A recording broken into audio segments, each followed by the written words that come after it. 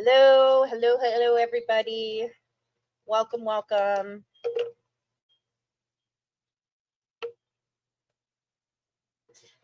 Hey, everybody. Hey, everybody.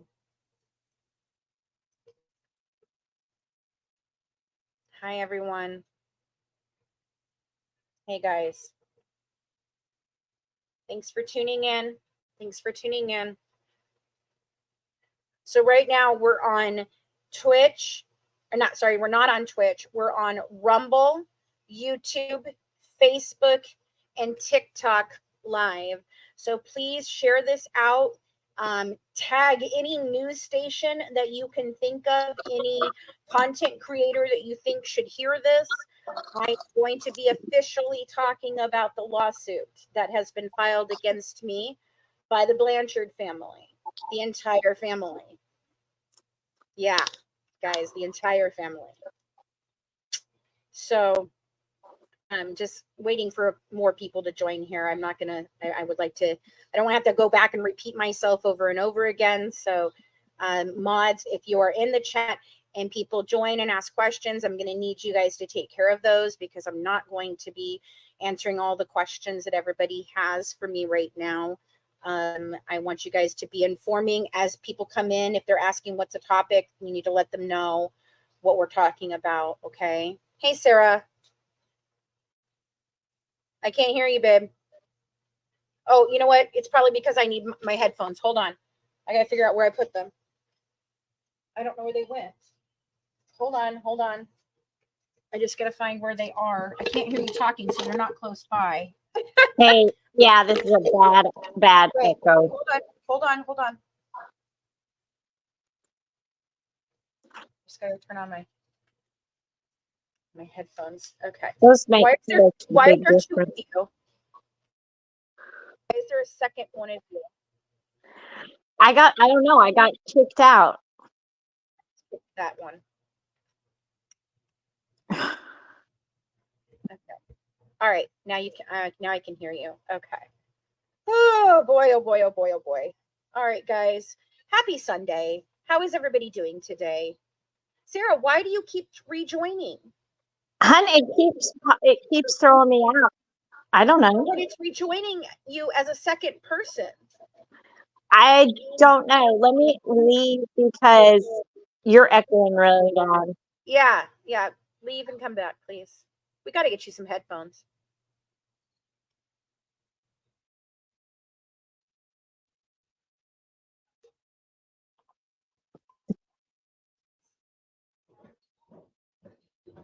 All right, guys. Sorry, we're having some technical difficulties. I'm doing well, everybody. Thank you very much. Thank you. I'm doing fantastic. Appreciate it, guys. All right, we've already got to almost 100 over here. If you guys can keep tapping and sharing and liking, I would greatly appreciate it so that we can get a higher following over here on TikTok. Is that better? As you guys know, Yay. As you guys know, I have just had to, I lost my Spicy Red account 3 days ago, I don't know. And so we're back over here on the GWN. We had not intended to do my own content over here. I'll be starting another TikTok for my own personal content. And then, of course, obviously, all of our true crime content and all the rest of our content will be over here on the GWN as well. So, alrighty, guys. I know. Thank you so much. I appreciate it. Yes. Hi, guys. Hi, everybody. Okay. I know you guys, this is a last minute thing. We didn't really have time to announce it. This has kind of come in as a sudden emergency. And like she had mentioned before about tagging other content creators and news outlets and things like that, it's very important because this whole case centers around violation of First Amendment rights. Which if it affects us, it can affect you.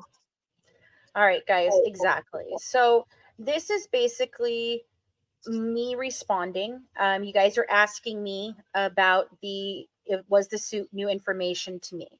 I found out about the lawsuit in the exact same way that you guys found out about the lawsuit. I found out on YouTube from Nina, of all people. TikTok. TikTok. I got No, sent a I found out TikTok. on YouTube. Thank you. Oh, I thought you found out from the link I sent you on TikTok, the No, screen recording. no, she has it up on YouTube, and that's the link that I have is the YouTube link. That's why I was able to see it, because she does not have me blocked on YouTube. Right. I have a screen recording. Okay. So yes, it was brand new information to me. I have not been served. I want you guys to know that. I'm going to say it a lot. I have not been served. Not through an email, not by a process server, and certainly not by a sheriff. I have not been served. And I'm going to say something However, real quick. I got a screen recording of this sent from one of our supporters of Nina's live. And unfortunately, I had to send it to Fancy right away because other creators were running with it and, mass copying it and sharing it. And it really, really upset me because they did this intentionally, releasing this on the day of her anniversary. They could have done it Friday, they could have done it today, but they chose Saturday because that is her and her husband's anniversary, and they knew it. Tammy Beef, I'd love to know how Nina knew. But she's got me blocked on all the platforms, and after her stunt that she put this out without even bothering to contact me or ask me a question or anything, you know what? I have no loyalty to that woman whatsoever now. None. That You is know, I've been zero I've been integrity on her part. zero integrity. I have been sticking up for her.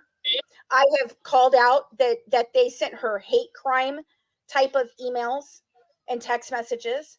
I have tried to reach out to her to help her, and I have spoke out about how Gypsy has been in her chats and in her lives harassing her along with Christy Blanchard, and I do have screenshots of that, by the way.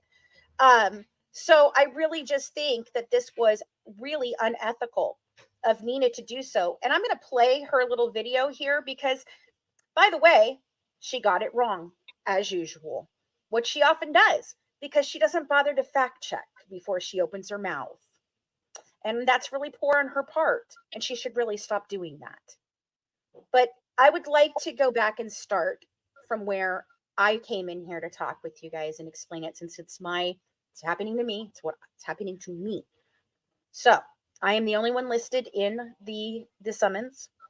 The summons was filed on May 23rd by Michael Stanfield, her original defense attorney, who has now gone private. Okay.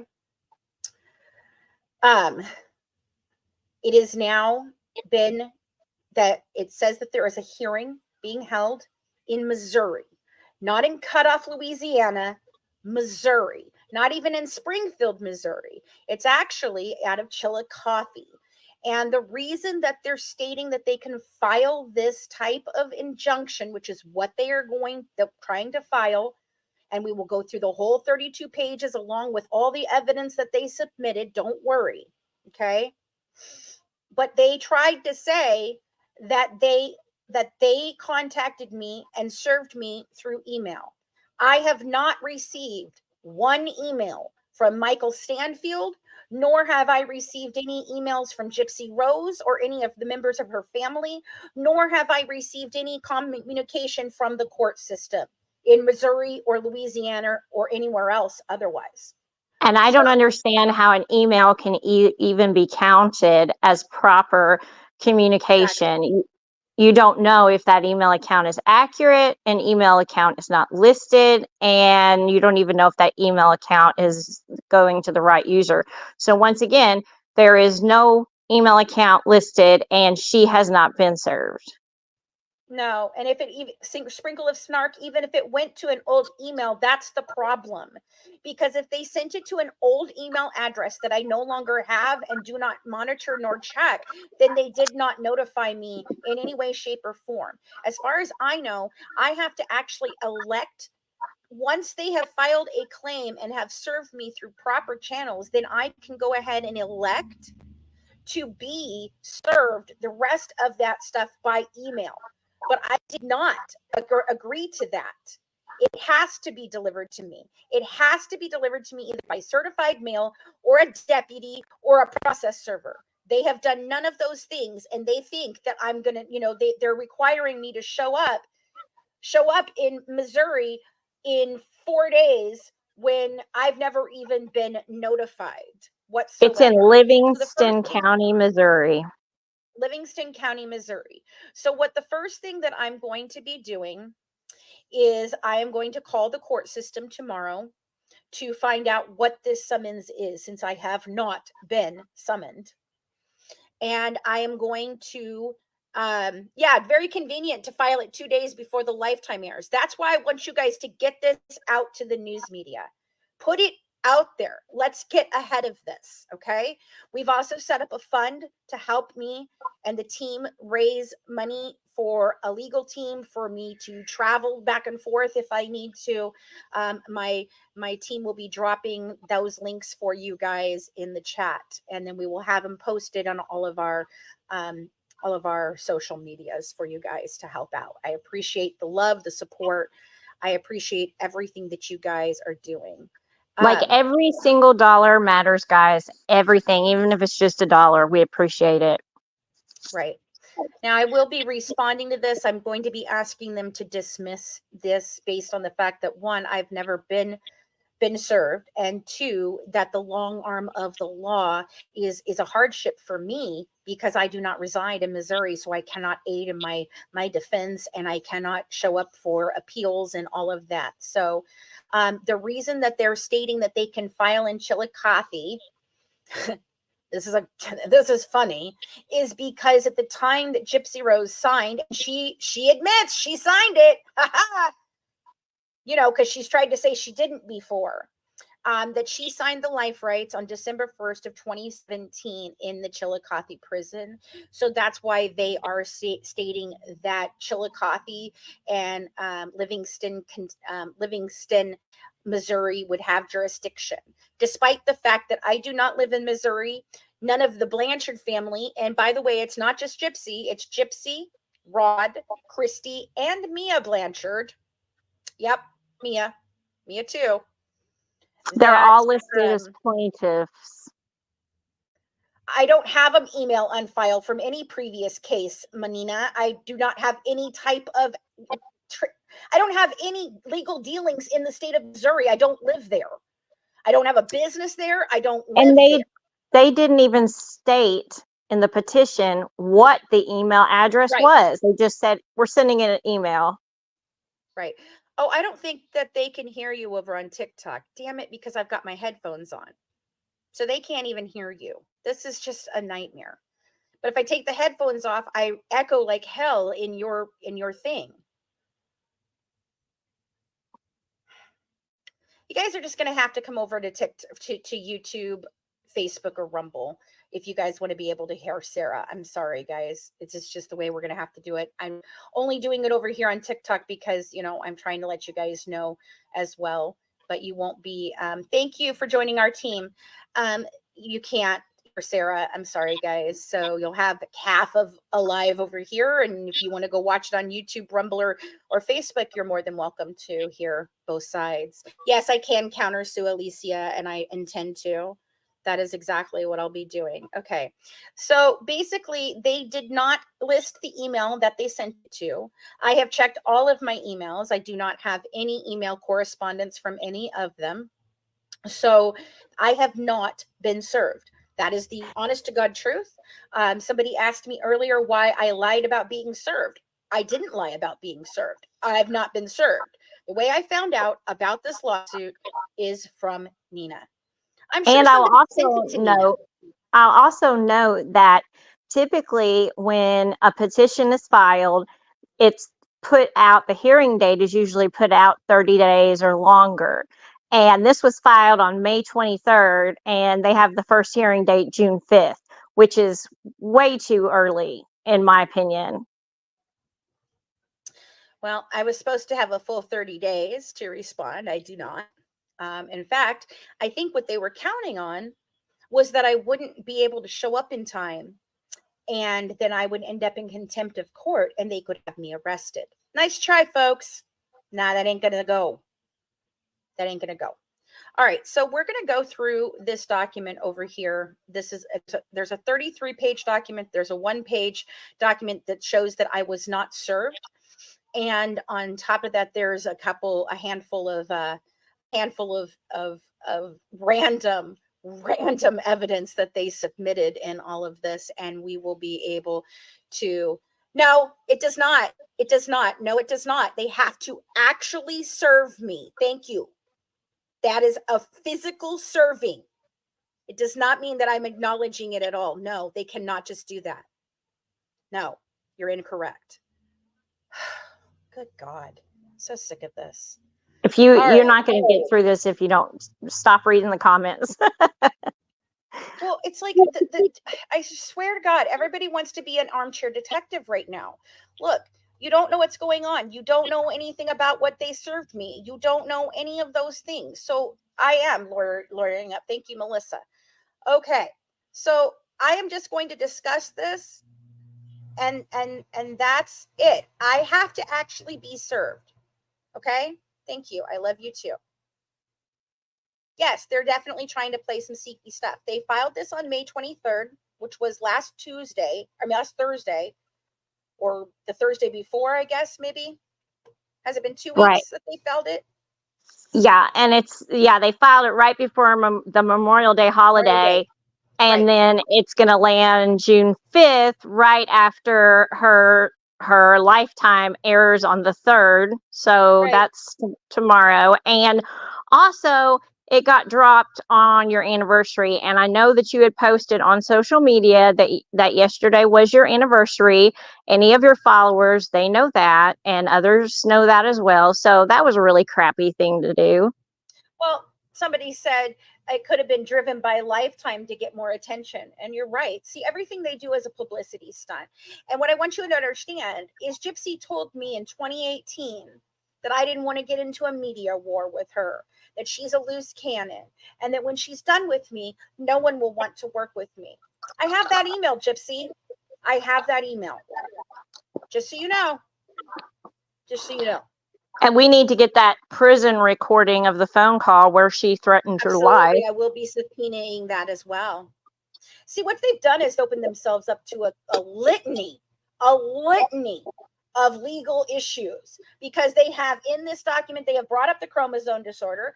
They have brought up the fact that experts agree with them and have evaluated the situation, which they have not. They have brought up the fact that they personally have actually stalked and harassed me.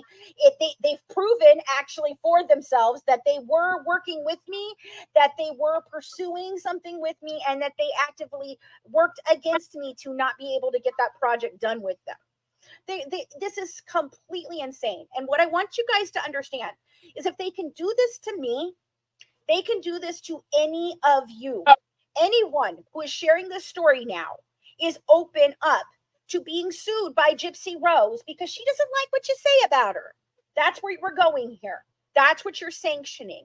That's what, if you're supporting her in this, that's what you're behind. You are 100% violating First Amendment rights to freedom of speech. I am also a member of media, so I even have a higher right to freedom of speech.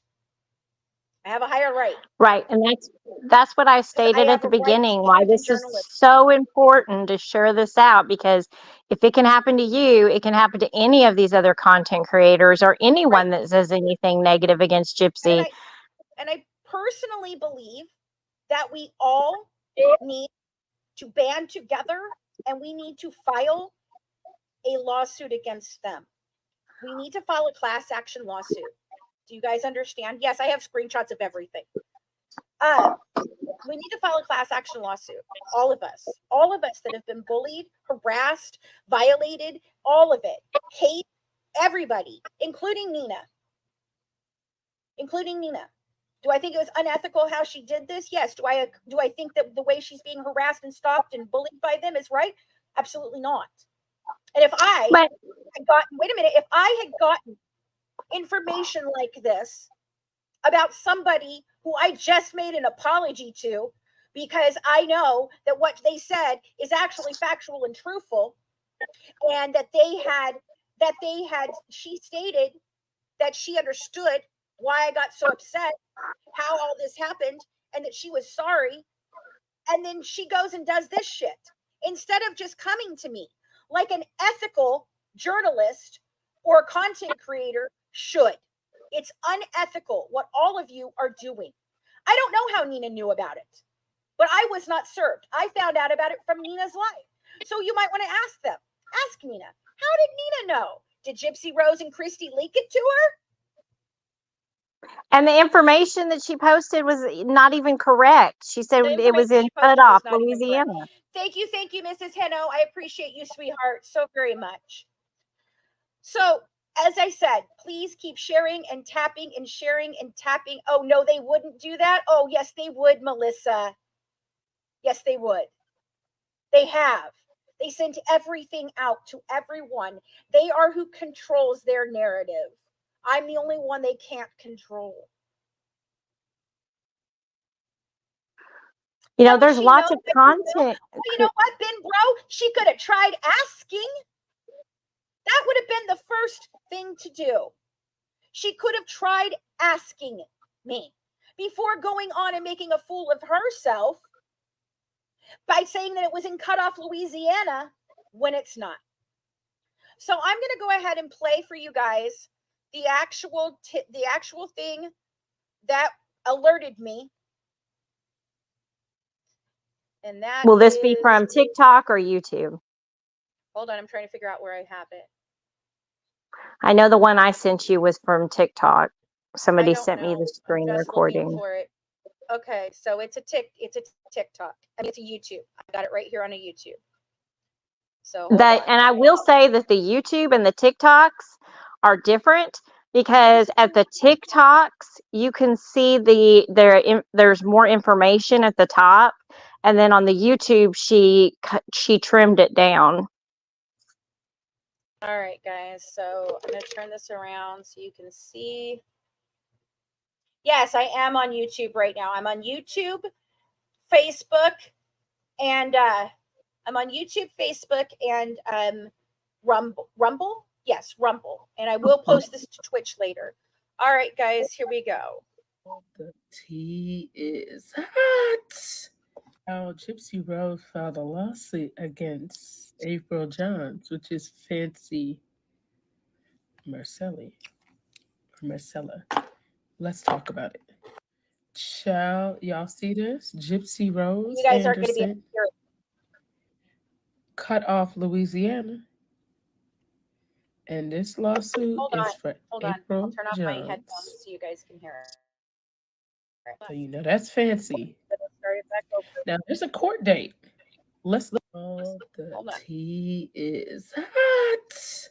How Gypsy Rose filed a lawsuit against April Johns, which is Fancy Macelli. She can't even say my name right. Let's talk about it. Meanwhile, you steal my Y'all content all the see time, but this? you can't say my name Gypsy right. Rose Anderson cut off Louisiana. And this lawsuit is for April Johns. So you know that's fancy. Now there's a court date. Let's look at it. Court date is Wednesday, June 5th, and the judge's name is Ryan Wesley. Ain't that some irony for you? And it's at 9 a.m. Child, who's going to be in that courtroom watching? Somebody fill us in on the tea. Honestly, I'm kind of shocked that it's taken this long because I had a feeling that they would end up being able to file some type of suit just because there's a lot that's transparent. Even though Christy gave her the medical records and stuff like that, I don't know. And this may be a suit that they can't win. I mean, it's possible that they can win it, but this may be one that they can't win. We need to stay tuned and see what happens. Hold on. What are y'all's thoughts? I want you guys to mark it. Talk to me, y'all. I have been hit with a violation for personal information, repeated violations. Y'all, Gypsy Rose is a fraud. Like her family, her. I want y'all to see. So I'm sharing my own information This is my own information. It is my court case. It is my right to share it. And they have now hit me over here. Yes, Nina is unethical. And you know what? If you keep saying something otherwise, you will be kicked out. Do you understand? You will be kicked out. I don't have time for your nonsense today. You just got a ban, a violation for Got a TikTok. violation on TikTok. Yes, for sharing Probably for showing her video. For showing personal information. So I'm showing my own personal information of my freaking court case, and I'm being hit with a violation for showing my own information, for sharing personal information. Screw TikTok. Make it make fucking sense. Screw you, TikTok. Screw you. Where am I at? Am I backstage? No, you're on. No, you should be. No. I hit the wrong thing. Oh, okay. Okay, I'm not talking to you, J-Paz. Hey, so I'm not getting the bad echo that I was before. How are you doing without the headphones? It's fine for right now. All right, so listen, guys, I'm going to go through the whole thing with you. So stop just asking random questions, all right? And again, she has not been served. Fancy has not been served. I have not been served. No one from our company has been served. I have not been served. Okay? I've not been served. The more I watch Nina's video, the more I get pissed off. Emma, she makes shit up all the time. I don't know what you want from me, babes. All right. It's saying she's harassing them and they added videos to the petition. Oh, they didn't add videos about it all. Don't worry. I'm not letting it bother me. I'm bothered at all. In fact, I welcome this. I'm excited about it and I do intend to it. I do plan to respond and attend. And if I have to attend in person for this first one, we are going to make a fucking event out of it. We are going to have a meet and greet. We're going to have a filming party. We're going to have all of it because they will not stop me. And you know what? If you're going to make me come to your town, then I'm going to make it a fucking opportunity for me. Sorry. She really has opened a can of worms. It's not in Greene County. It's not in Greene County. All right. It is in Livingston County, Missouri. Hold on. It is in Livingston County, Missouri. That is where Chillicothe is. It's not even in Springfield. All right, let's see here. All right, so the first document that I'm showing, okay, here, so you guys can flip the camera here. All right, so this first document that you're seeing, this is the actual summons that is supposed to have been served to me, showing that they did not summon me. So this is your case number. That's Michael Stanfield. So that's her original defense attorney. The petitioner is Gypsy Rose Alcida Anderson et al. Et al. Includes Christy, Rod, and Mia in that, along with Gypsy. And obviously I am the defendant. That is my legal name. And it is the nature of the suit is a CC injunction. So this is the summons. It says you are summoned to appear before this court and to file your pleading to the petition, a copy of what is attached, and to serve a copy of your pleading upon the attorney for plaintiff petitioner at the above address, all within 30 days after receiving the summons, exclusive of the day of service. If you fail to file your pleading, judgment by default may be taken against you for the relief demanded in the petition. It was filed in Livingston County on 5/23/2024. Laura Crouch is the deputy clerk. And then it shows here, do you see none of these boxes are checked, which means they have not done anything in any way, shape, or form to actually serve me. Then their claim is that they want the supplemental surcharge of $10. That's what they're going to sue me for, is this 10 whole dollars, 10 whole doll hairs. And so that is the first piece. That is the Livingston County, Missouri summons. As you can see, again, none of these boxes are checked, which means I have not been served. Can we say that again? I have not been served. Yes, I can sue them back. Okay. All right. Next document. And just so you guys know, this injunction is a federal injunction. No, it's not. I thought when we No, researched it. No, it's not a federal injunction. When we researched it, that's what she was trying to file, but it did not go that way. It is not a federal injunction. It is a state of Missouri injunction. Oh, okay, good. In the Circuit Court of Livingston County, state of Missouri. This tells you all of the plaintiffs that are listed: Gypsy, Christy, Rod, and Mia. And of course, it's for me. Verified petition for injunctive relief and damages. Okay, this leads everybody that's here. All right, so it's filing it under the pursuant of this. Basically, it's just saying that they have the right to pursue this because it happened in Chillicothe, but it did not. But we'll keep going. So this is basically stating why they chose this jurisdiction, this Livingston County venue and a Missouri jurisdiction. It's basically explaining to you what the how they can make it happen in this state. Which is what we're going to be filing against. So during plaintiff Gypsy Anderson, these are facts according to them. These are not facts. They are their facts. They are not real facts. During plaintiff Gypsy Anderson, then Blanchard, here and after Gypsy's childhood, she lived in the New Orleans area of Louisiana. Her parents divorced when she was very young, and she lived primarily with her mother, Dee Dee Blanchard, here and after Dee Dee. The abuse. During her childhood years, and I cannot see comments on either platform right now while I'm reading through this 32-page chat. So if you have a question, you'll have to send it once I'm done reading. And again, guys, we do have a fund running for helping me with this. We also have our super chat. I have new super chat stickers. I've been working on all of this. We also are going to have a membership over here on TikTok for our subscribers. So any which way you can help at this moment, you can buy us a coffee, you can donate to my PayPal or to my right.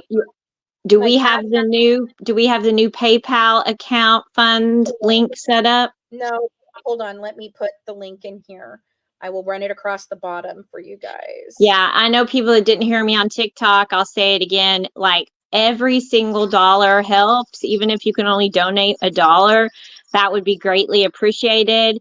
And this is money for an attorney and legal expenses and travel expenses, because this is completely unethical and it is a violation of her First Amendment rights. And this is gonna, if they can do this to Fancy, they can do this to the other content creators that are posting anti-Gypsy posts. So, and once again, guys, she has not been served, and an email address was not listed on the proceedings. It just said an email would be sent. So it's ridiculous. Oh my God. What's wrong? Personal issue. Who? A personal issue. It's just a personal issue. Oh. Something with my sister. It's just something I found out. Just nothing I want to talk about right now. Okay. Okay. Hold on. I'm trying to create this thing because I don't know how to get the PayPal that I sent to you guys in a shortened link. I'm trying to get a shortened link. I don't know how to get the shortened link.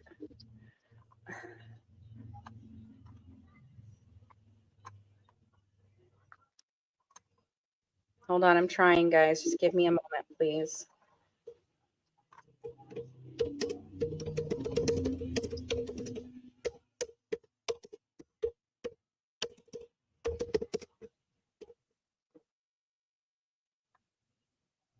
All right, there we go. Okay, that is.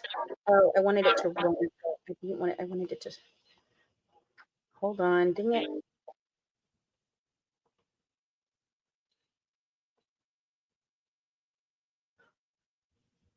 Come on, what is your... Sorry, guys.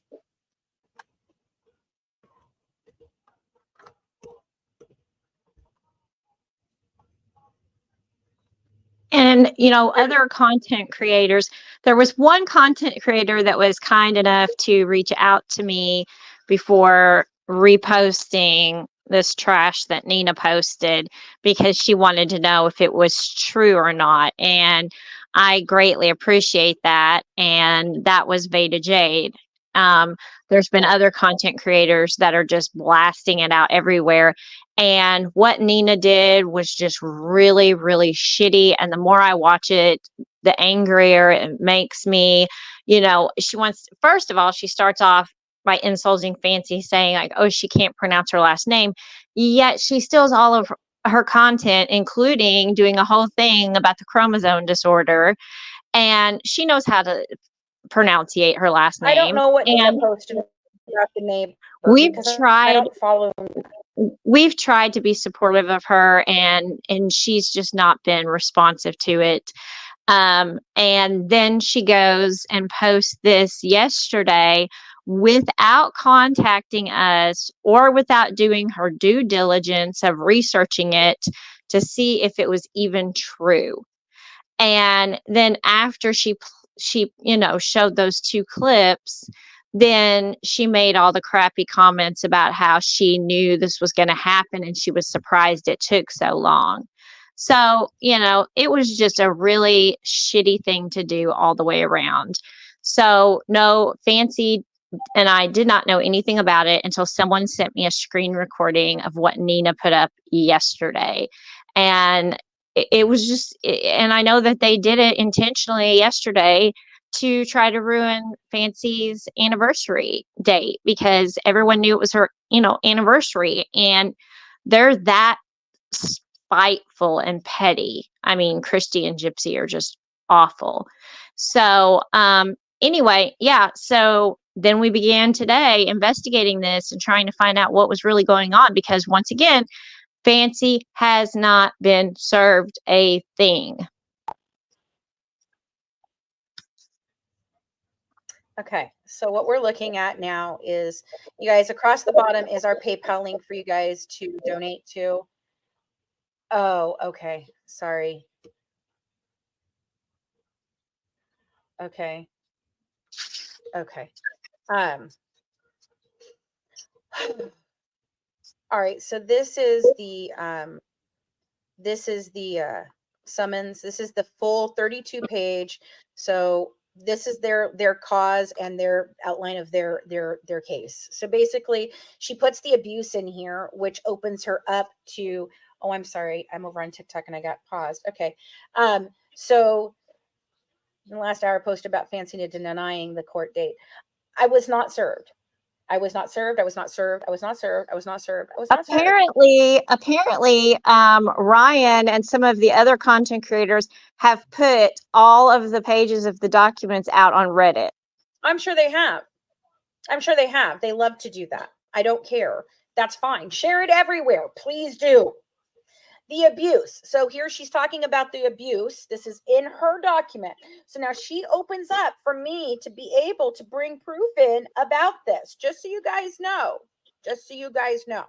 So during her childhood years, her mother began reporting that Gypsy suffered from myriad medical conditions. These conditions included, but were not limited to, muscular dystrophy, leukemia, and paraplegia, requiring Gypsy to be in a wheelchair. Gypsy received services and assistance based on the representations of Dee Dee. August 2005, Hurricane Katrina devastated the New Orleans area. Gypsy and Dee Dee sought refuge from their flooded apartment in a special needs shelter in the New Orleans area. While there, she met medical staff from St. John's Hospital, now Mercy, hereinafter Mercy, in Springfield, Missouri. Based on the representations of Dee Dee regarding the severity of Gypsy's medical conditions, Mercy Unlimited ultimately used one of their medical helicopters to fly Gypsy and Dee Dee from Louisiana to Springfield, Missouri. While living here, Dee Dee sought medical care from several dozen medical providers in the Springfield and Kansas City, Missouri During these visits, Gypsy's list of medical ailments increased. They did not. Gypsy's mother, Dee Dee, regularly sought the assistance of charities under the auspices of helping care for her ailing daughter. These charities provided untold thousands of dollars of assistance in the form of everything from free motorized wheelchairs, travel, vacations, meetings with celebrities, and a brand new house provided by Habitat for Humanity. But remember, guys, this is all inside of her abuse claim. Interesting. And a car. Let's not forget a car she got. Let's not forget the car, the car. So during this time period, the abuse was ongoing. On June 9th, 2015, Dee Dee Blanchard was stabbed to death by Nicholas Godejohn, hereinafter Godejohn. On June 14, 2015, Gypsy was arrested along with Godejohn at the house of Godejohn's parents in Wisconsin. They were both charged with murder in the first degree in Greene County, Missouri. It was discovered for the first time publicly that Gypsy could walk and did not have most of the ailments for which her mother was having her treated. We have proven otherwise. Have you noticed that she does not mention cancer? Yeah, I know.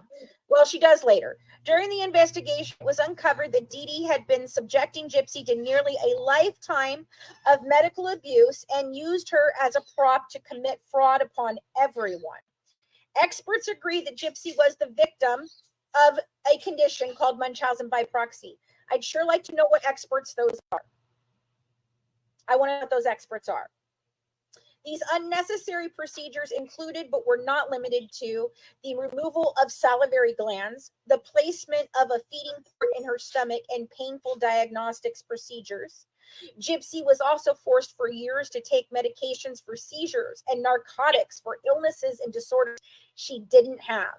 All of this was forced upon Gypsy by her mother, Dee Dee, except for the fact that she had a chromosome disorder that she has now admitted that she knew about in 2011. Her father and Christy have both admitted numerous times to me on several documentaries that they all knew Gypsy could walk, that they all were told by Dee Dee that she had a chromosome disorder. And that is actually true. She has a chromosome disorder. She knows she has it. She has stated that she knows she has it. And she has then tried to lie about the extent that this chromosome disorder plays into her medical ailments that she actually physically has. And the medical documents prove this. Do you guys understand? So now these medical records can be brought into this freaking court case. So good job, lady. Good job, because they will be. In July 2016, Gypsy was assigned by the Missouri Department of Corrections to Chillicothe Correctional Center in Livingston County, Missouri, where she remained until her release on December 28th of 2023. Notice in here, she does not talk about the fact that she committed murder. Just Nicholas. But she just went to jail. She just went to prison. For second degree murder, no reason at all. It wasn't second degree or anything. No reason at all, nothing. She just happened to end up in prison in Chillicothe. So, So now the contract. Shortly after Gypsy's arrival at Chillicothe Correctional Plaintiffs Gypsy, her father Rod Blanchard, and stepmother Christy Blanchard were contacted by a woman calling herself Francesca Macelli. Francesca Macelli's real name is April Johns, hereinafter Johns Macelli. Defendant Johns Macelli approached the plaintiffs, Gypsy, Rod, and Christy, about hiring her production company. That is inaccurate. Mad Gender Entertainment to produce media projects on Gypsy's behalf. No, what I asked for was the life rights, which are included in this, by the way. So they admit that they signed the life rights. Is for me to make my own production. It was not them hiring me to do anything. I was never in any way, shape, or form working for anyone other than myself and my own company. I was never hired by any of them to do anything. Okay? Did they just ask you to do their PR?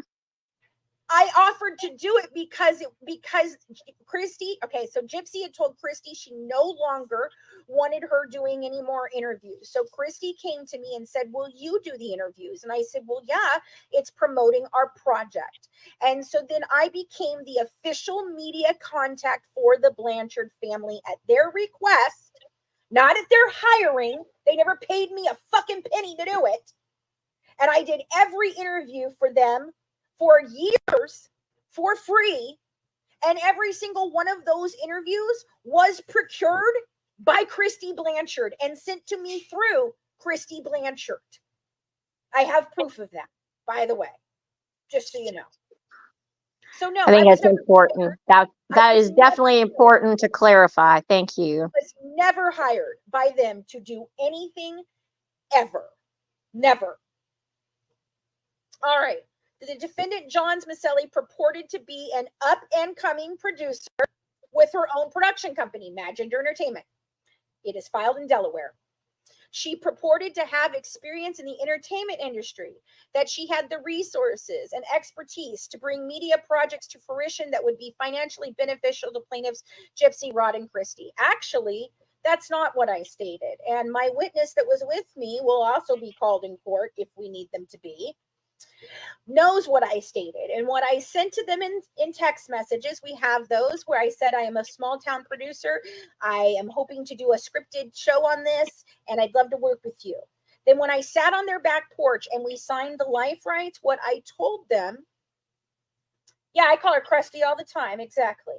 But what I told them was I had no idea if we could sell this, if we could make any money. I had no idea what a contract from entertainment companies would look like because I had no idea what do we have. And so what I promised them was for their own benefit, not mine.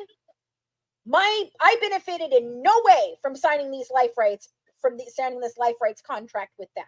What I stated in that contract was being of the fact that I do not know how much a contract like this would even warrant being. I have no idea what we would be offered. The only thing I can offer you is half of what me personally, Fancy Macelli, April Johns, me personally make on this project. After that, if we do make a project, you will enter into your own terms and agreement with whoever we are making the project for any additional compensation. And at that time, we would renegotiate our contract so that the money would not be coming out of my money, but out of the actual production company's money for this said project. So I offered them half of my own personal bag, which I never had to do. I can guarantee you, you know who didn't offer them that? HBO or Gypsy Revenge or The Act or anyone else that they ever worked with. They didn't offer them that. And the reason that they didn't go with The Act was because they were being cut out financially. And when Christy found out that, she came to me and she asked me to write the cease and desist letter that she sent to Michelle Dean and Hulu. This is not the first person they tried to do this to, and I won't be the last. They've done this to Megan Pack, though she's stupid enough to fucking still support them. God knows why. They've done it to Michelle Dean. They've done it to many others, and they will continue to do it. The Blanchard family has done it to the Petrie family, had them pulled from productions, had them uninvited from premieres. Yes, sir. What? Yeah, go ahead. So, all right. Sorry. And again, guys, she's still never been served. Never been served. All right, let my husband finish using his hand mixer. Thank you. Let me see if there's any questions that I can take over here. Yeah, you're going to need lots more popcorn, Becca. And Becca, send us an email at tipsforgoodwives@gmail.com, please. I definitely need to come on your show. So, somebody tag Toddy. Please tag News Nation, The View, ABC. I want you guys tagging everyone you can possibly freaking tag. Okay? Oh, I'm going to stop them. Don't worry. Look, she had to spend all day today with the help of some of our supporters finding these documents because she's never seen them before because she's never been served. No, Wolf, I have not had a falling out with Nina. That would require us to have a relationship, and we've never really had a relationship. I don't know what Nina's problem with me is. When the problem happened between me and Ryan, Nina went with that side. She started telling people that I'm a liar. She would not listen to her own freaking followers about the chromosome disorder until they fucking put it out there constantly, and told her over and over and over again, please listen to us, please listen to us, please listen to us. And then she basically went on a live for an hour and a half and talked about what all of mine and Colleen's research, and then basically said that I was right. I deserved an apology. She could see why this had driven me insane, how horribly I had been attacked by this family. But she's got me and Sarah blocked. And then she goes and does this without ever even speaking to me, without ever even asking me, hey, Fancy, were you served? Do you know anything about this? Nothing. So no, I didn't have a falling out with Nina. There was never a relationship with Nina. What Nina did was she's just going to... Hold on. I simply knew that she was a content creator that my friend, Rachel Garlick, went to, Gypsy's ex-best friend, to share her portion of her story. Okay? So, that's the only relationship I have ever, Melissa, that's not anything for you to be concerned about right now. I have a stage name. I've had it since I was 17 years old, considering that I'm an actress, a writer, and a producer. That's why I have a different name. It's common in my industry. I don't know if you've ever heard of it or not. Tom Cruise, not his name. Norma Jean, that's Marilyn Monroe, not her name. Should I keep going on? Demi Moore, not her name. And the thing is you know, we've been so kind to Nina, and even at the beginning of the year, allowing her to come up into the box, you know, to talk and stuff. But the thing is, you know, she's a flip flopper and she's a clout chaser, and she just wants to get those likes and those followers. And she does not care about spreading misinformation. And that's exactly what she did. And it was really shitty. Okay, guys, listen. All right. First of all, I am not bothered by this in the least. Okay. I want y'all to know that. I am not worried about it. I am not concerned. I am not scared. And I also have not been served. So there's that little thing. But I'm not concerned or worried. You guys don't need to be concerned or worried for me. I'm not unhinged. I'm not losing it. It's Sarah, and she's on YouTube, Rumble, and Facebook with me right now. Okay, so I'm not upset. I'm not upset. I will not let my anxiety get the best of me. I've been to court a million times, Lavonda. I'm not worried about it at all. Okay, I'm not upset. In fact, I'm more upset that I have to come on here and discuss it than anything else. Okay. If you guys want to support us, please donate. Okay. So we've got the donation fund running across the bottom. You can also donate by going to our Patreon membership club. You can also donate by going and doing Buy Me a Coffee. We also have Cash App. All of this will be listed for you guys. Okay. It's running across the bottom. I promise I will get a link up all over our socials for you. Okay. And I'm talking about it. Literally, if I find out I have to go, which if I'm going, I'm not appearing by Zoom. I'm going. And if I have to go, Sarah is going with me, and we are going to make a huge event of it. So you guys better all be ready to come out and support and fill the courtroom and meet me and Sarah and have a wonderful freaking time, because I'm going to have a great time there. Because if I got to pull my ass back to Springfield, the least I can do is enjoy it this time. And I highly doubt Gypsy and Christy and Rod and me will be there. They'll be Zoom. Don't worry, it's okay. They'll do Zoom. I'm sure they'll do Zoom. I'm sure they'll do Zoom. They're too cowardly to actually come out and face me. That's why she wants to do it in Missouri, so she can claim that it's too hard for her to get there. So she's got to appear by Zoom herself. Well, we need to talk to the go probation officer. Absolutely. I will be there with bells on. I absolutely want to stand 10 toes down and face Mike Stanfield in court. Absolutely. Because he's got a lot to answer for. So and we need to have a little visit with the probation officer too. One is Wolf I don't have an attorney at this time going with me. I don't know if I have to have a Missouri attorney. I don't know if I need to have an attorney that can file for this as a, like in the court here. I have to find out tomorrow what my options are here. The first thing I'm going to do is probably file an extension, considering the fact that I did not know about this. I have not been served. At very least, that is what I should be afforded. A continuance, yes. Yeah, they pulled this, and I don't know how Nina got it, but I'm sure she got it the same way anyone else did. If anyone stalks her on CaseNet, someone sent it to Nina. My bet is that Christy and Gypsy sent it to her themselves, to be honest with you, allegedly, in my opinion, for entertainment and educational purposes only. But it's something they would do. I mean, you've seen what they do with TMZ. They leak everything to them. I'm going to the dollar store. I took a crack today. I got my nose fucking done. Like, I mean, they can't shit without freaking letting TMZ know. And the information wasn't even correct. It said cut off Louisiana. Louisiana, which it's not true. So I could have driven to cut off Louisiana based on Nina's false information, and I would have been in the wrong part. No, I was never served the papers. Never. I saw on Nina's TikTok the top of the forms, which were cut off on the YouTube, and it said it was a search for Missouri legal account, or search for Missouri activity for law. So, that was my first tip. That this was a Missouri situation, not Louisiana. Okay, guys, please tag and share and like. Please tag this out to any news media, any content creator that reports on Gypsy Rose. I need to be talking on all of those platforms. You know what? She sent me an email that said I didn't want to get into a media war with her. Well, here we are, Gypsy. Here we are.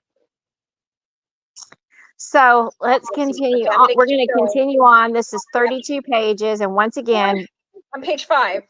And once again, guys, Fancy has not been served. These papers were discovered on her own, not by any server. Not by any server. Okay, so I purported myself as an up-and-coming producer. I had already produced a show. I was working on producing 2 more at the time. I've been in talks with several different people in the industry. I've had contracts on my desk for things. So yeah, I was actually an up-and-coming producer. That's exactly what I was. So I presented them with a document entitled Life Rights Option Agreement, Hereinafter Agreement, Exhibits A and B, wherein she would obtain a 1-year option renewable for an additional year for the life rights to Gypsy's story and set out parameters for payment of net profits upon the production of said media projects. I want you guys to understand what that means. Okay, so that means in the beginning, I had a 1-year option to all of Gypsy's life rights, which meant that they could not enter into any other contracts with anyone else during that 1-year period of time that I had the life rights option agreement without informing me and putting me onto that project so that I could work with them, because we were already working in this. They had the same agreement with HBO for 6 months after the production of HBO. That's why it took 6 months for me to be able to take their story officially. That is why. So I did the same thing. However, I did not have to contact them. I did not have to get their permission to do their story. I did not have to give them a life rights option agreement. I did all of that out of my own kindness of my own heart to them, to ensure to them that I was serious and that I would be willing to share my net profits with them based on this actual thing. And then there was an additional 1 year that could be signed on for an additional $1, for an additional year if we were in the middle of these life rights option agreement into a project. But here's the thing. I don't have to have this life rights option with them at all. Nothing. And nowhere in there does it state that I would return the materials to them, which they had. They're the ones who supplied them to me. They have the copies. I stated that I could do it in any media form, which I have. I have been making a documentary legitimately, and books and a podcast for over 8 years. I don't know why Missouri. The reason And I feel like that you did that contract. she signed her contract in Missouri while she was in prison. So that's why they're filing in Missouri, supposedly. Considering that the other 3 defendants did not sign their fucking contracts in Missouri, I don't know how that they could possibly latch on that. But hey. Well, I mean, I really think that this was a showing of good faith, and you were wanting to let them know that you were trustworthy. No, they cannot file it just because her attorney is in Missouri, Candy. That's not accurate. They can't. Okay. So basically, So would you agree? Yes, it was a good offer of good faith. That's exactly what it was. It was the only thing I had to give them. I told them I have no money to give you. I can't promise you anything. I can't tell you how much it's going to make. The only thing I can offer you is that if we sign a deal, I will give you half of whatever I sign on for. That's it. That's all I ever promised them. I didn't promise them anything special, and we will get through the documents because that's part of the actual thing. So moving on from this, the life rights agreement, I just wanted you guys to understand, I did not have to provide them with life rights options to be able to talk about them or do anything with their life. Okay. In the life rights agreement, basically it's stating for them that they are going to provide me with specific things that they are not provided anybody else. And they make a claim about that later on here, and it is 100% untrue as to what they say they did or did not give me.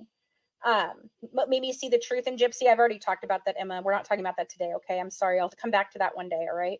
But here's number 20. At the time, John Macelli approached them. Gypsy was in prison in Chillicothe. Oh, they try to make her sound like she's poor, pitiful Gypsy right here. Okay. She possessed little formal education and had not obtained her GED. Although in her medical files, it states that she was tutored her entire life. And she had a rich vocabulary and good cognitive abilities. Just saying. That's in your medical records, baby.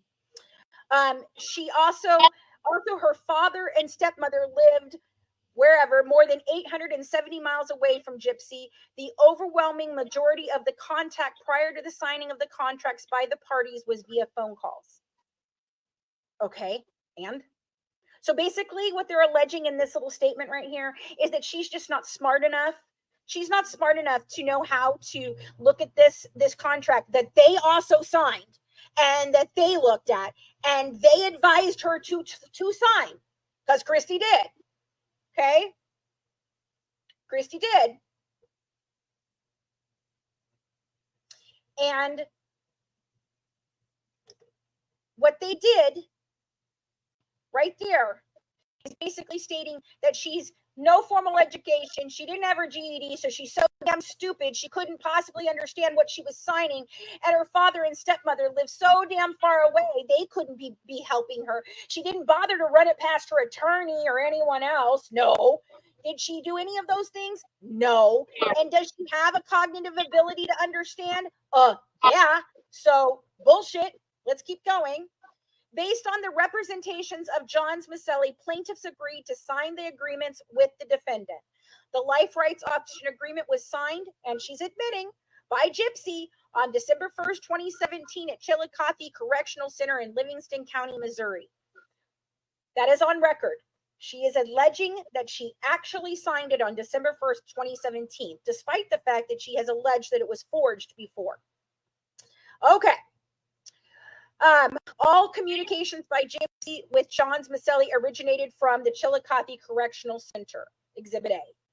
A separate but similar life rights option was signed by Rod and Christy prior to Gypsy's agreement on September 17th, 2017. That's Exhibit B.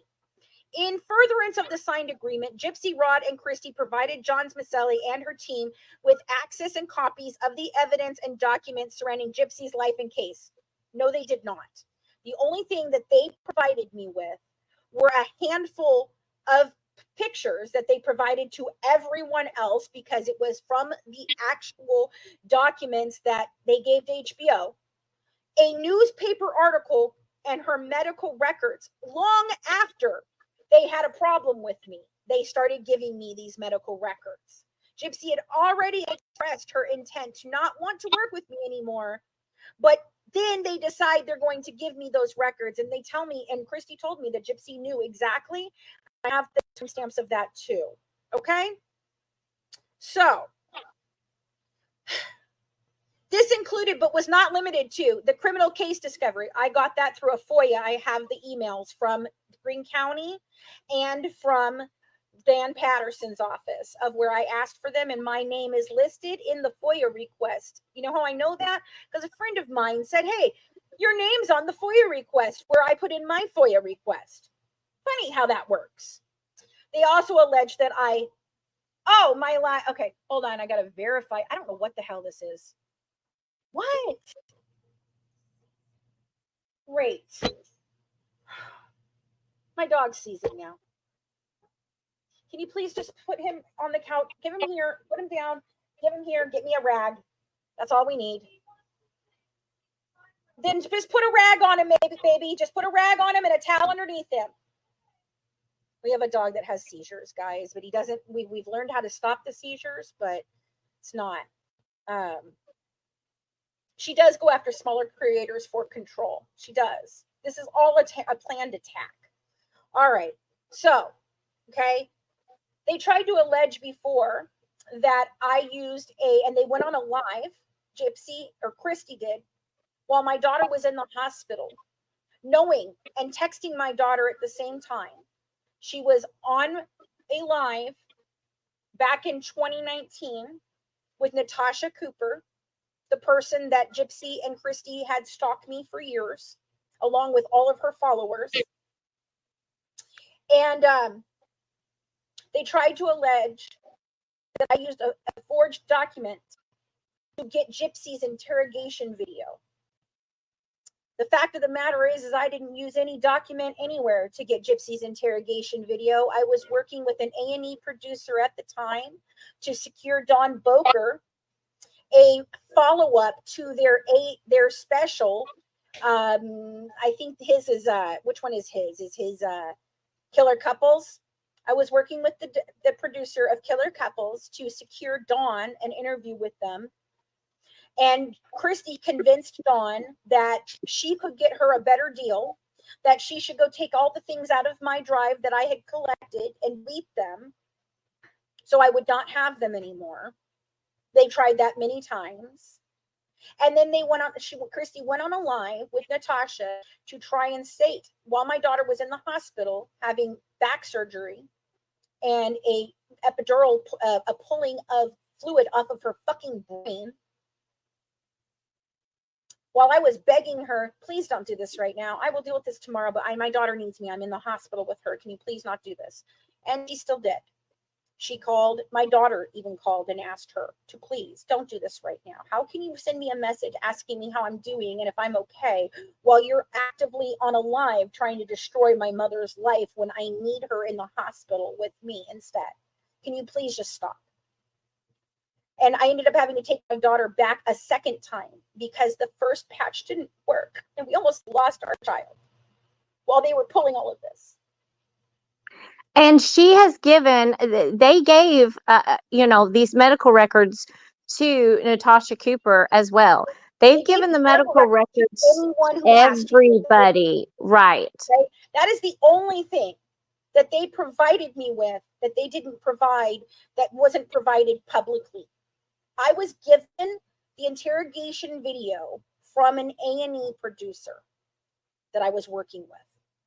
That's how they knew about me, to call me several years later to ask me to do the case that the show that I ultimately did, which was Killer Cases. Season 1, episode 6. Okay.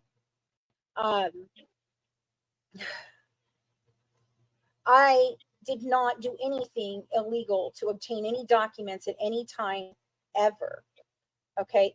Thank you, Freya. Just emailed them to our email thing. It's tipsforgoodwives@gmail.com. Okay. And what they're alleging here is they gave me all of this. They did not. So they're including crime scene photos, police videos, court transcripts. I don't have any court transcripts. Family photos, videos, and Gypsy's private protected medical records. For the next 2+ years, plaintiffs Gypsy, Rod, and Christy diligently worked with defendant John Macelli. No, they did not. They tried to stop me in every which way they could.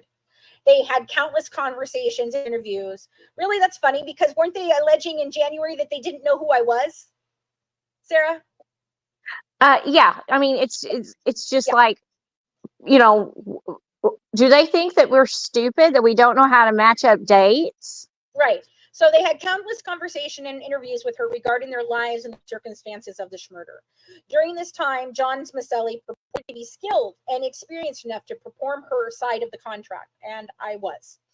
In a 2019 article in the In Touch Weekly, defendant John Macelli Louds, L-A-U-Ds, I don't even know what that is, L-A-U-D-S, I've never even heard of that word, but Louds, how open and honest the plaintiffs have been with her. Yeah, that's back when I was buying your bullshit until I found the evidence that said, hey, no, they're not being open and honest about anything.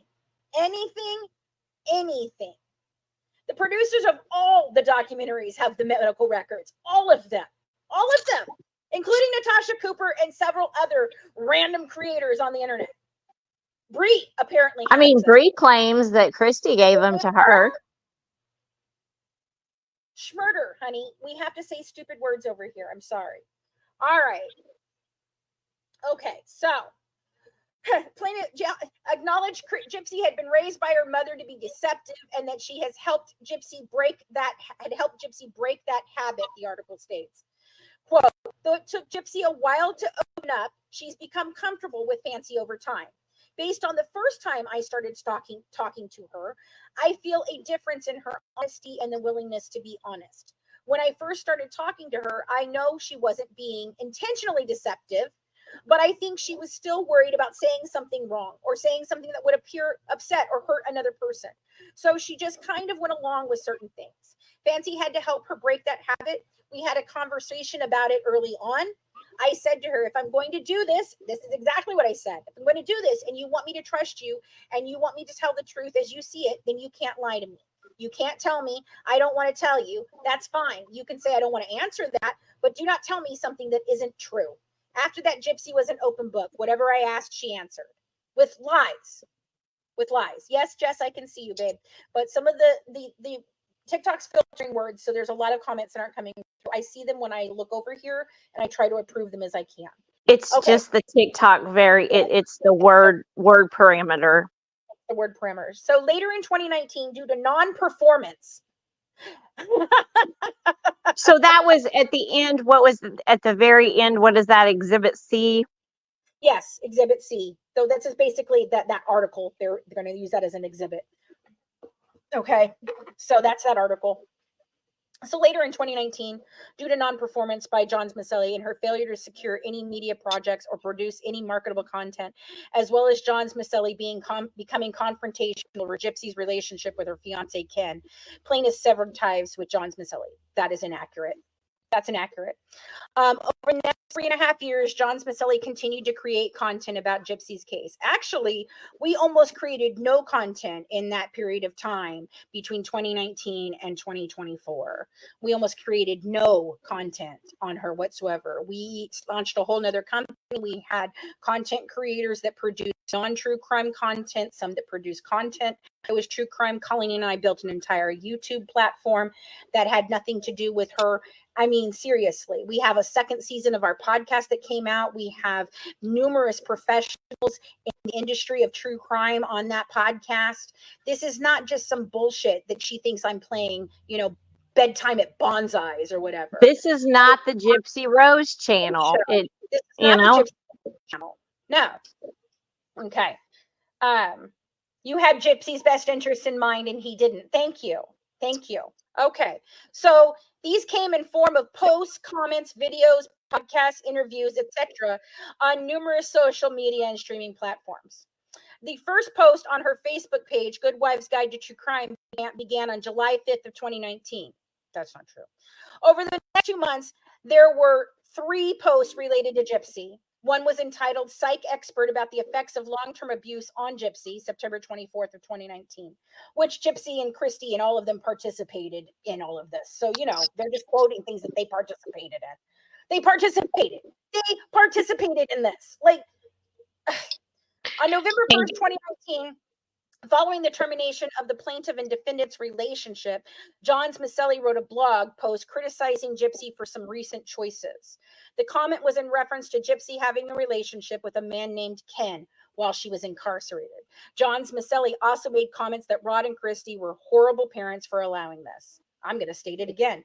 Rod and Christy were horrible parents for allowing this. They were horrible parents for allowing And now we've got this, all the articles coming out where Christy's saying, yeah, I encouraged her to commit adultery. Right.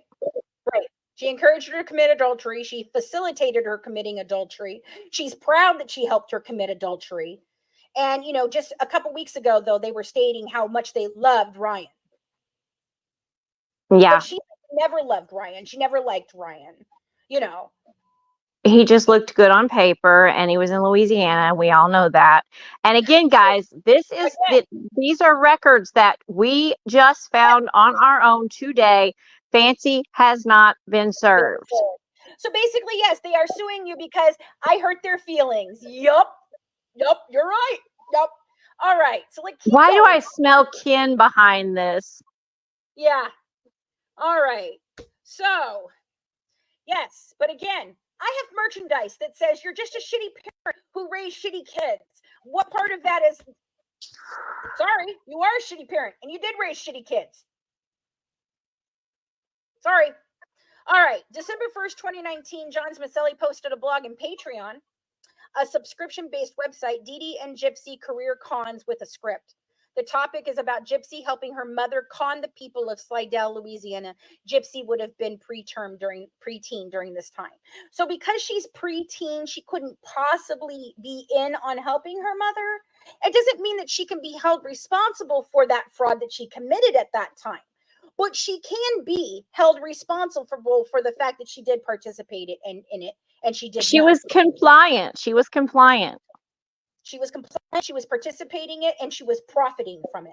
Gypsy herself was profiting from the fraud that her mother and her were perpetuating. Committing together. All right. Subsequent to the termination of their contractual relationship, defendant Johns Macelli created and continues to create through multiple platforms and screen names, quote unquote, true crime content. These include, but are not limited to, and then they've got something redacted here. I don't even know what it says. Defendant utilizes internet and social media platforms, including, but not limited to TikTok, Instagram, Patreon, YouTube, Facebook, and Facebook Messenger. I didn't sign an NDA about anything. They did. Bubby, can you stop? If he's barking, he's fine. He is fine. From late 2019 to present, Johns Macelli produced content sporadically about Gypsy. She would also discuss her falling out with Gypsy and the Blanchard family, which is my right to do. The subject of this content became more focused on a theme of Gypsy and the Blanchard family are hiding things. Have we not all proved that they are hiding things? She began to state that she was the foremost expert. I was called that on documentaries that I was on. That's where that came from. I did not term myself the leading expert, just so y'all know. On Gypsy, and only she had the full story. For example, she posted on the blank Facebook page, cancer. This boils my fucking blood, to be honest. Call obsession fine. I'm obsessed with the fact a murderer and her lying con artist stepmother are conning the world one paycheck at a time. I am disappointed in our society and feel humanity is failing. Credit to CJ for the video. Yep, I sure should said that. What is wrong in that? She did not have cancer. She tries to pretend that she did. She said that she lost her teeth because of chemo that she never had, an oncologist that she never saw. I'm reading my court summons that I never got. Yes, it is speech. And guys, let's not forget what Gypsy did at the beginning of the year when she asked everyone to take you down and take all your social media platforms down and targeted you. And it has been non-stop harassment. We've lost one TikTok account after another. And, what she did was horrible. And that's so much worse than anything that you've ever posted. Right, exactly. So on moving on, we're only on 9 of 32 pages here, guys. We got to get past this. So October 10, 2023, the content began to be more pointed and caustic. On that date, Johns Macelli posted a video on the Facebook page regarding the announcement that day of Gypsy's release date instead of announcing it sooner, that it was just a publicity stunt. Okay. And Gypsy's release date was set in December of 2021. But they didn't announce it till 2023, and it's not a publicity stunt then? I mean, how could that not be a publicity stunt? You knew about it in December of 2021, but you didn't release it until 2023. Really? And besides the fact that you also didn't get a release date set for December of 2021, that's a typo. You actually got a release date for December of 2023. So Right. typo, That's not typo. accurate. That's not accurate. Typo. So, okay. Johns Macelli went on to state that she turned down media projects over the years because they involved working with the Blanchards, saying, I know anytime the Blanchards are involved, no truth will be told. Yeah. I turned down a project made by Melissa Moore, Lifetime Confessions. I turned that down. And what did you guys see? You all have seen it. Did you see that it wasn't truthful? Yeah. It's my dog I mean, is fine. Okay. the first part of the prison confessions doesn't even match up to the ending of it. She lies so much. She lies to the freaking psychologist that they bring in. She says to him is a full-on lie. And Melissa Moore knew it because in her book that Melissa Moore is co-writer on, she literally states that she was not a virgin when she had sex with Nick.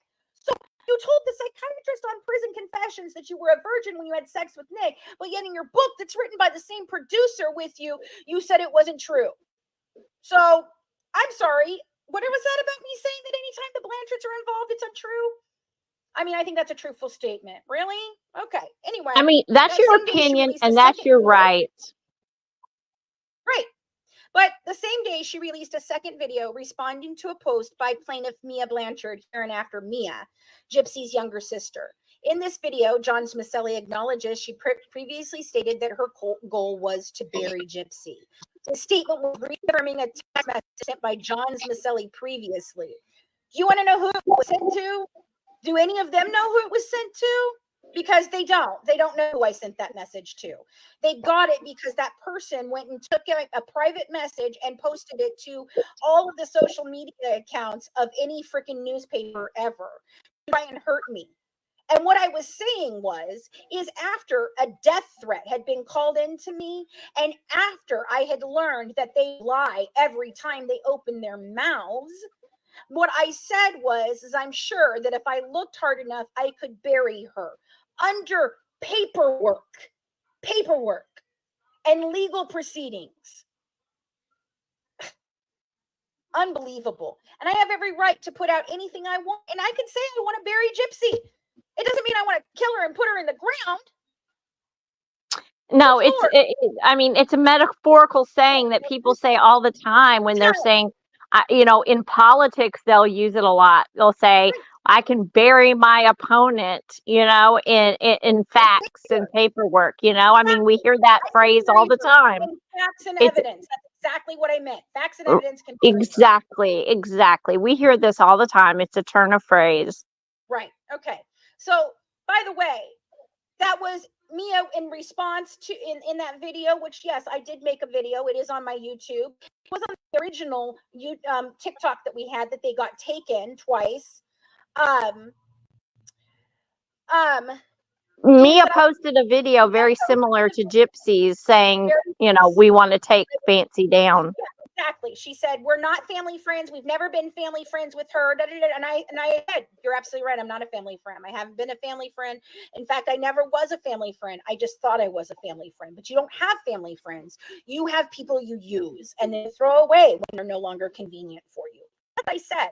And when she said, she goes, and she told my mom at one point in time that my life was in danger because your life is in danger.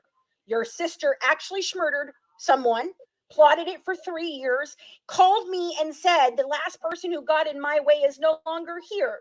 And so when I called up your mother, Mia, and said to her, your daughter just threatened my life, and you guys are going to have to come to terms that she is an actual schmurderer, and that your lives could be in very danger, especially Mia's. When Gypsy learns of all the things that Mia got her whole life, her daddy's freaking attention, which is very important to Gypsy, it could happen. It was a warning. It was not me being hateful or mean to Mia. And I'm saying it again. Mia, honey, be careful. Your life's in danger. She's a murderer. What do you want from me? I don't even know. I have to go get a cord to plug my phone in though, real quick. Guys, I know some of y'all have been sending me private messages, and I apologize. I can't read them right now because I would have to exit out of here to read them, but I will read them as soon as we get done. And again, guys, anything that you can donate, even if it's $1, is appreciated. And once again, we want to let you guys know that Gypsy or that Fancy has not been served any of this paperwork. This was just what we researched and found today. Yes. So we don't even know what this is. Okay. It's my friend Sarah. It's my co-host Sarah, and she's over on YouTube, Rumble, and Facebook right now. Okay. I'm almost always on with you, so I don't know who wouldn't know me. Okay. Well, they're people that don't know. So hold on. Let me get over here. Get her parole finally revoked. Anyway, she talks about that. Anyway, let's keep going here. All right. So. So we're at a month later. No, she also stated she was concerned for Mia's life, implying that Mia was in danger from Gypsy. Yeah, the half sister. Yeah. A month later, on November 6, 2023, John Macelli posted an article in which Gypsy says her big goal was to meet Taylor Swift and Travis Kelce. The title of the post was, "And the Scam Just Continues." Exhibit F. Okay. Exhibit F. Okay, great. After the November 6, 2023 post on Facebook, nearly every post or created content on every platform by John Macelli and her associates related to Gypsy or the Blanchard family. Some days there were multiple per day. And every content creator is posting Gypsy stuff. I mean, give me a break. Right. It's everywhere. Go to Reddit. Oh, wait, many of these platforms are, here you go, guys. Remember, it's always about the money, right? Always about the money. They don't want me to shut me up. You want to know what they want? They want money. Money. Here it is, right here. The first mention of money. Many of these platforms are monetized for the account holder. Patreon, a platform where John Macelli has posted full copies of the criminal case discovery, which are free to anyone that puts in a FOIA, including gruesome crime scene photos that were included in the FOIA request, is a subscription-based site requiring a purchase subscription to view the content. Yeah, absolutely. John Macelli's page in particular includes subscription option ranges from $5 to $50 per month, exhibit G1 and G2. Have you all been in my thing? You know what's really funny is they try to show that all the content in there is about her, and 90% of it actually was content about other people. Really funny. But we'll get to that in a second because it's in the exhibits. It's in the exhibits. Okay. As evidenced by defendant John Macelli's conduct and the conduct of her agents, associates, John Macelli is intentionally and freely utilizing the material she received from plaintiffs pursuant to the agreements signed by plaintiff Gypsy and plaintiff Rod and Christie, respectfully, without their consent and for her own pecuniary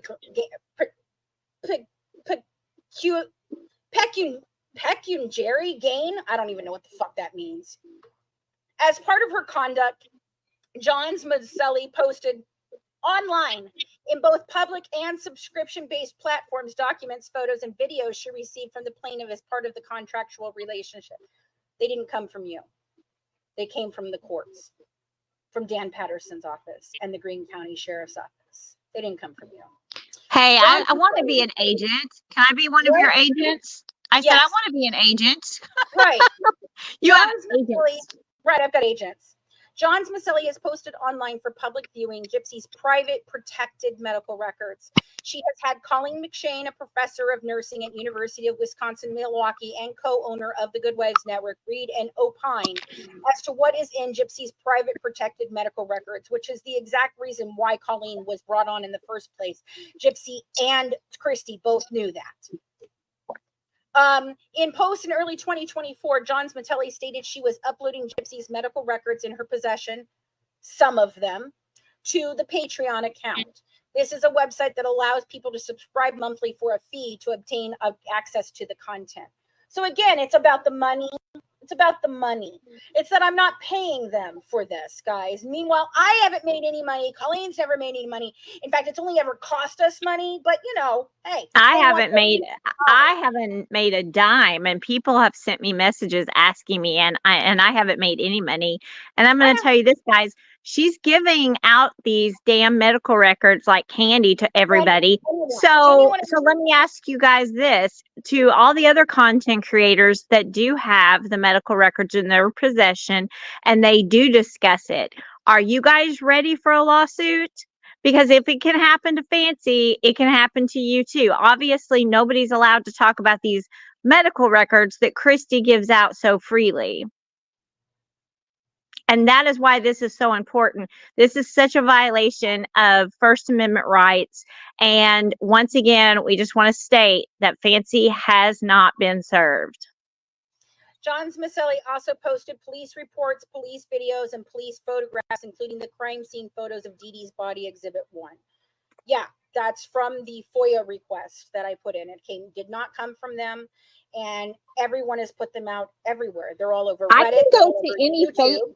I can go to any Facebook. I can go to any anti-Gypsy Facebook and find all that there. And again, in our Patreon, you are not paying for medical records. We provided a snapshot of the medical records to further prove the research that Colleen and my team of medical professionals have reviewed to make the determinations that they have made based on legitimate legal documents that you gave me for this exact reason.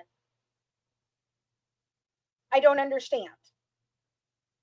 Anyway, you're paying for the research. You're not paying for her medical records. You're paying for our knowledge. You're paying to support the efforts of the documentary that we're trying to put out.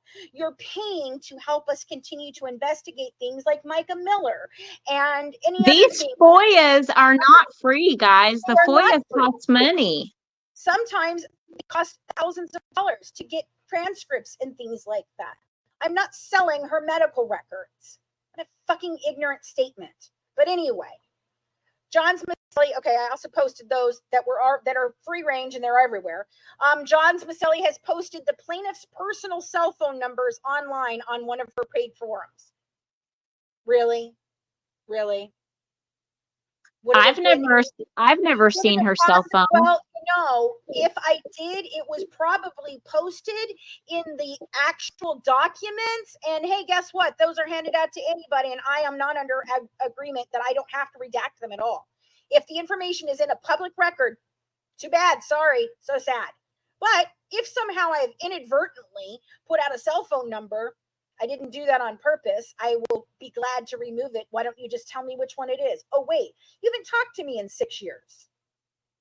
5 years. 5 years. So I don't know how I bullied and stalked and harassed you when I haven't spoken to you. However, you have continued to bully, stalk, and harass me through the entire portion of this. Hi, honey. All right. Prior and subsequent to Gypsy's release from the Department of Corrections on December 28, 2023, John's Macelli has posted dozens of videos, again, sometimes multiple per day, saying things such as, I'm so sick of Gypsy, like I honestly want to bury her so far down a rabbit hole, and I think if I dig enough, I could make her look so fucking bad. Actually, that was never said in a video.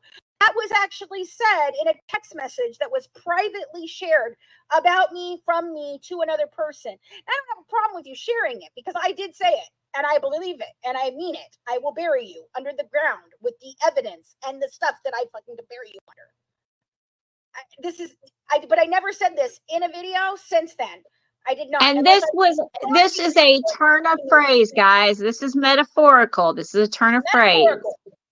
I love how that's the first one. And then the second is in January of 2024, a video in reference to John Macelli's assertion the Blands prevented her from giving an interview on Banfield.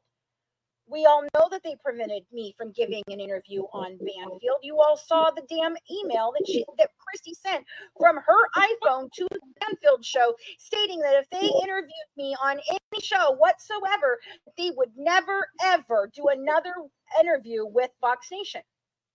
And if we remember, guys, Country Dentures made a full post about it.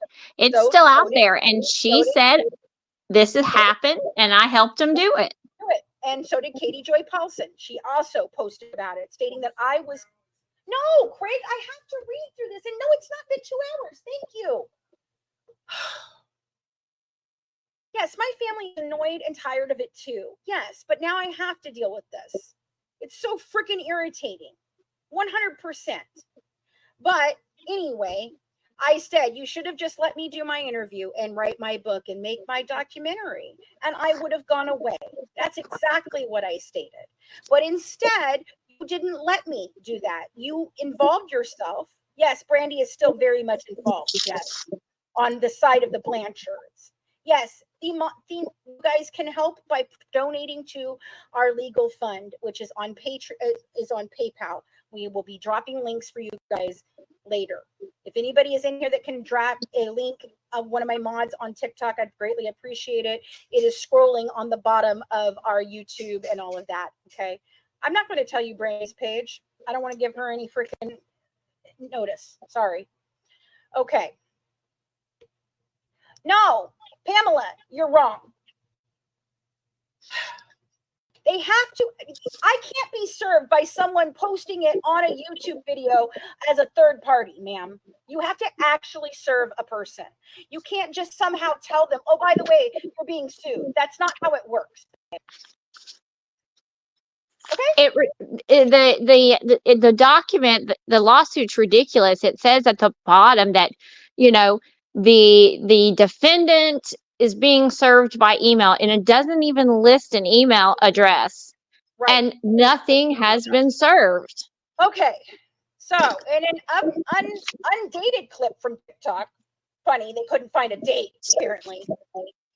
Defendant is screaming and cursing about the prosecutor sweeping this under the rug. She then screams, and Christy Blanchard sold you fucking Munchausen by proxy, and Mark Feldman, the expert on the case in Munchausen by proxy, never looked at it, and I have it in email. I'm calling it. It ain't fucking medical child abuse. We've been had. Fuck it, bitch. Sue me. Yep, I sure as shit said all of that. 100%. 100%. And I'll see you in court about it. In these videos, she makes repeated accusations that the plaintiffs are stalking her and encouraging people to stalk and harass her. She has stated that she is in fear that someone will take her out, but I present no evidence to back up the actions that she is either being stalked or that the plaintiffs are encouraging such behavior, except for all the times that I've put out evidence that I've been being stalked and the plaintiffs are encouraging such behavior. All we have to do is show the videos that Gypsy and her sister Mia put out telling everyone to go harass you and report you and take you down. Thank you. February 3rd, 2024, a letter was sent to the home of John Macelli by Stanfield Law, LLC, addressing the issues and requesting John Macelli immediately stop creating content and saying false, defamatory, and harassing things regarding plaintiffs, take down the offending material, and contact undersigned counsel. The person at John Macelli's residence at the time of delivery was not able to sign for the letter, and the U.S. Postal Service left information for a package pickup. John Macelli acknowledged subsequent videos that she was aware the package was likely a cease and desist letter from undersigned counsel on behalf of plaintiffs, and she was not going to pick it up. She never attempted contact with the undersigned counsel and continued to produce offending content. In fact, defendant's knowledge of this letter from the plaintiff's counsel appears to have only increased defendant's conduct, quantity and acrimony towards the plaintiffs. So let's unpack that for a second. First of all, I sent them a cease and desist, all of them, including News Nation and ABC News in January. In January, when I was taken off the Banfield show, when the producer or the cameraman was literally taken out of my living room and my segment was canceled because Christy Blanchard sent in a email to them from her phone in the 11th hour, because she found out, because I told one TikToker that I didn't know. I hadn't told anyone else, so I know who I told, which was Country Dentures. Country Dentures, and she made a post stating that she did this. Okay. What did I do? I made video content about you, exposing my experience with you for the last 8 years, which I have every right to do. And again, this is a violation of First Amendment's rights to freedom of speech. Okay. So they're trying to talk about the fact that they sent me a cease and desist. First of all, a cease and desist is not a legal document. It is not filed with a court. There is no obligation for me to do so. All it is them telling me, hey, if you keep doing what you're doing, we're going to take you to court. And I said, fuck it, take me to court. And they have now. Good for them. However, they've still not served me. So that's illegal, what they're doing, by the way. They were trying to get me into court where I did not appear because I did not know. And then I would be arrested for not appearing in court. That's what they were trying to do with us. Just so you know. Let's keep going. Johns Macelli has made comments that she contacted Gypsy's parole officers demanding changes to her parole conditions. That is not what I said at all. What I said was that I made one phone call to her Missouri police, to her Missouri parole officer, because she had made a threat to me. She had been threatening people and telling people to harass me, stalk me, had been doing all kinds of different things to me. And I wanted to know what the conditions of her parole was, and to inform her parole officer that I felt that what she was doing was illegal and she was bullying, stalking, and harassing me on the internet. I made one phone call. That man did nothing. He told me he was not going to warn his client of anything. And I said, fine. And he told me if there were any charges brought up against them, that I could call him back and then he would be able to handle it. But he's not even the one that would handle it, because her Louisiana parole officers are the ones that actually have to handle it. So if she's actually in trouble, all he can do is let the Louisiana parole board know so that they can handle it. That's all he does. He doesn't do anything else. He's not the one that can violate her. Like, it was ridiculous. He was completely useless, very rude. And I believe that he's working for her in some way. I truly do, because there's no other explanation for why she gets to do all the things that she's getting to do. It is not okay. The Louisiana parole officer has to be in her pocket somehow. This is insane. I don't think so. I just think that they're not informed. No, I have not called the Louisiana one at all. I did contact the prison to ask their legal department to send me the copy of the conversation that she threatened my life in, and they never responded back. Well, I don't know what to tell you, your local metal chick. Everybody else can hear. Oh, you're not modded here? Okay, hold on, Mac. Let me make you a mod. I forgot I don't have mods on here yet. Confirm. Where are my other mods? Say your name and I'll make you a mod. Or post a mod. Just post mod and I'll make you a mod. I know who you are. Mac, you're modded now. Can you make mods, Mac? No, you have to do it.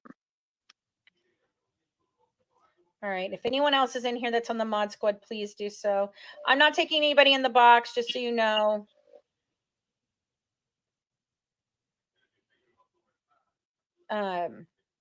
No, you're okay. Okay. I've never seen anyone be able to travel the way that she has. I've never seen any parolee. And also, I know the conditions of her parole about the alcohol and drug use and everything. And everything's fine. You know, even if she wasn't drinking, let's say at the Jazz Fest, everybody else around her was. And then they said, and Bree said that Ken was drunk when they went on Natasha's live. That right there would be a parole violation. So I don't know what the parole officer is doing down in Louisiana, but it's nothing. Nothing. Yeah, okay, no, I'm sorry. Yeah, so I contacted her Louisiana parole officer. I did not contact her Missouri parole officer. I'm sorry, I stated that wrong, backwards. I contacted the Missouri one. She is governed by, and I contacted the Louisiana one. She is really governed by the Missouri one, okay? Other people drinking wouldn't have violated her parole. No, she even said in her last interview that she's not allowed to be around alcohol or drink, but yet she's been shown drinking many times. She's posted online that she's drinking. Exactly. You just can't be you cannot be at an event. You cannot be at a bar. You cannot be at any place that sells alcohol. It's not a liability, Pamela. Thank you. Anyway, they don't get to just not prosecute her because it's a liability for her. That's some bull crap. They can put her in protective custody if they need to. And again, I've never been served. All right. A live posted on YouTube on February 6, 2024, entitled Gypsy Rose Expose, The Truth Behind the Lies, Fancy's Final Thoughts. Johns Macelli made the following statement. I absolutely am the leading expert on the Gypsy Rose Blanchard case. Referring to Gypsy, she is a dangerous freaking person and shouldn't be in anyone's home ever. She's a deviant. Okay. Talking about that Go to John would be able to burn her Gypsy's ass down. I'm going to try to bury her just a little bit for him tonight. Johns Macelli said if she looked hard enough at the evidence, I would bury that bitch. I'm going to do that tonight with evidence. What is the problem here? It's not like I'm threatening her life. I'm threatening to expose the evidence. And this, I remember, was in response to Gypsy putting out that basically that hit on you. Yes, and it you was. were saying, yeah.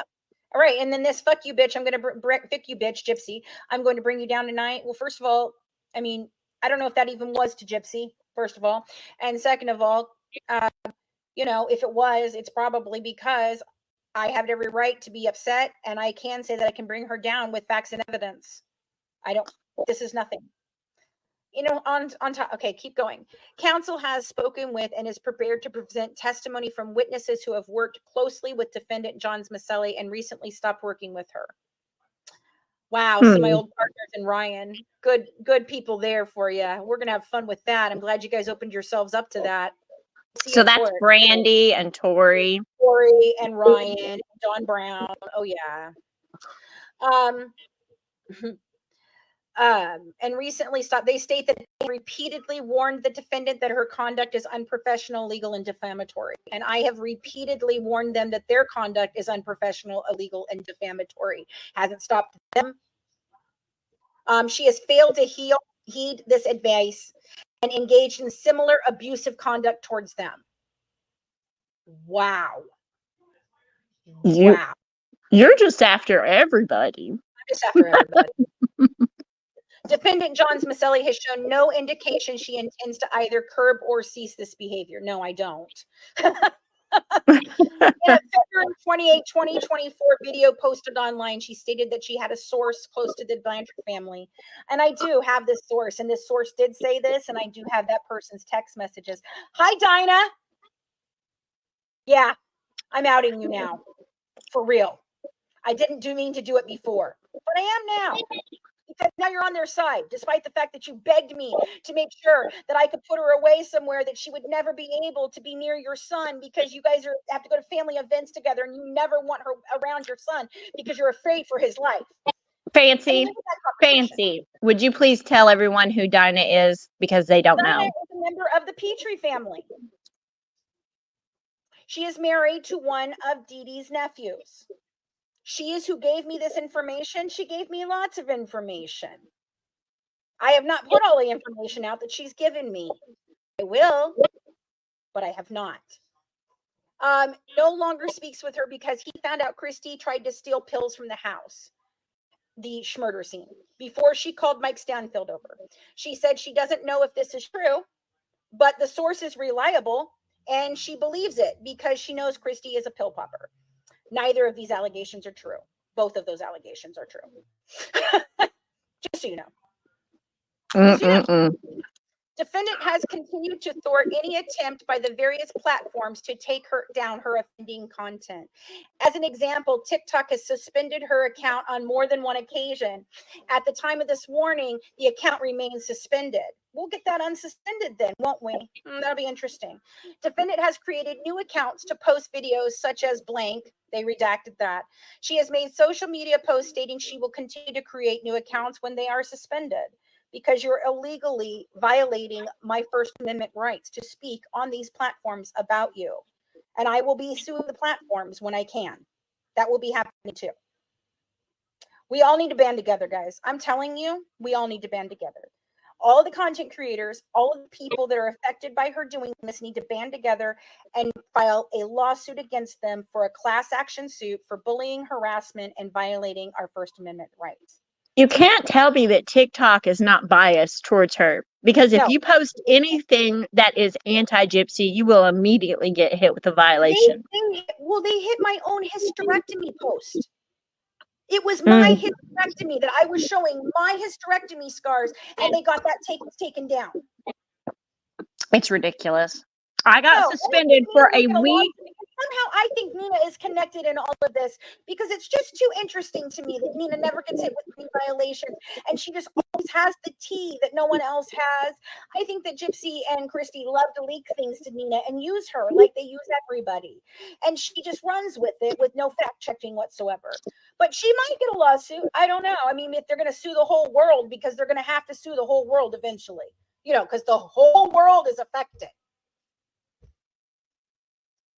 I got a ban on TikTok for a week because I made a comment in one of your lives that the reason why TikTok was taking down everybody that was putting anti-Gypsy stuff up was because TikTok was making too much money off of her. And they banned me for a week because I said that. This is their 49th thing in their facts and evidence.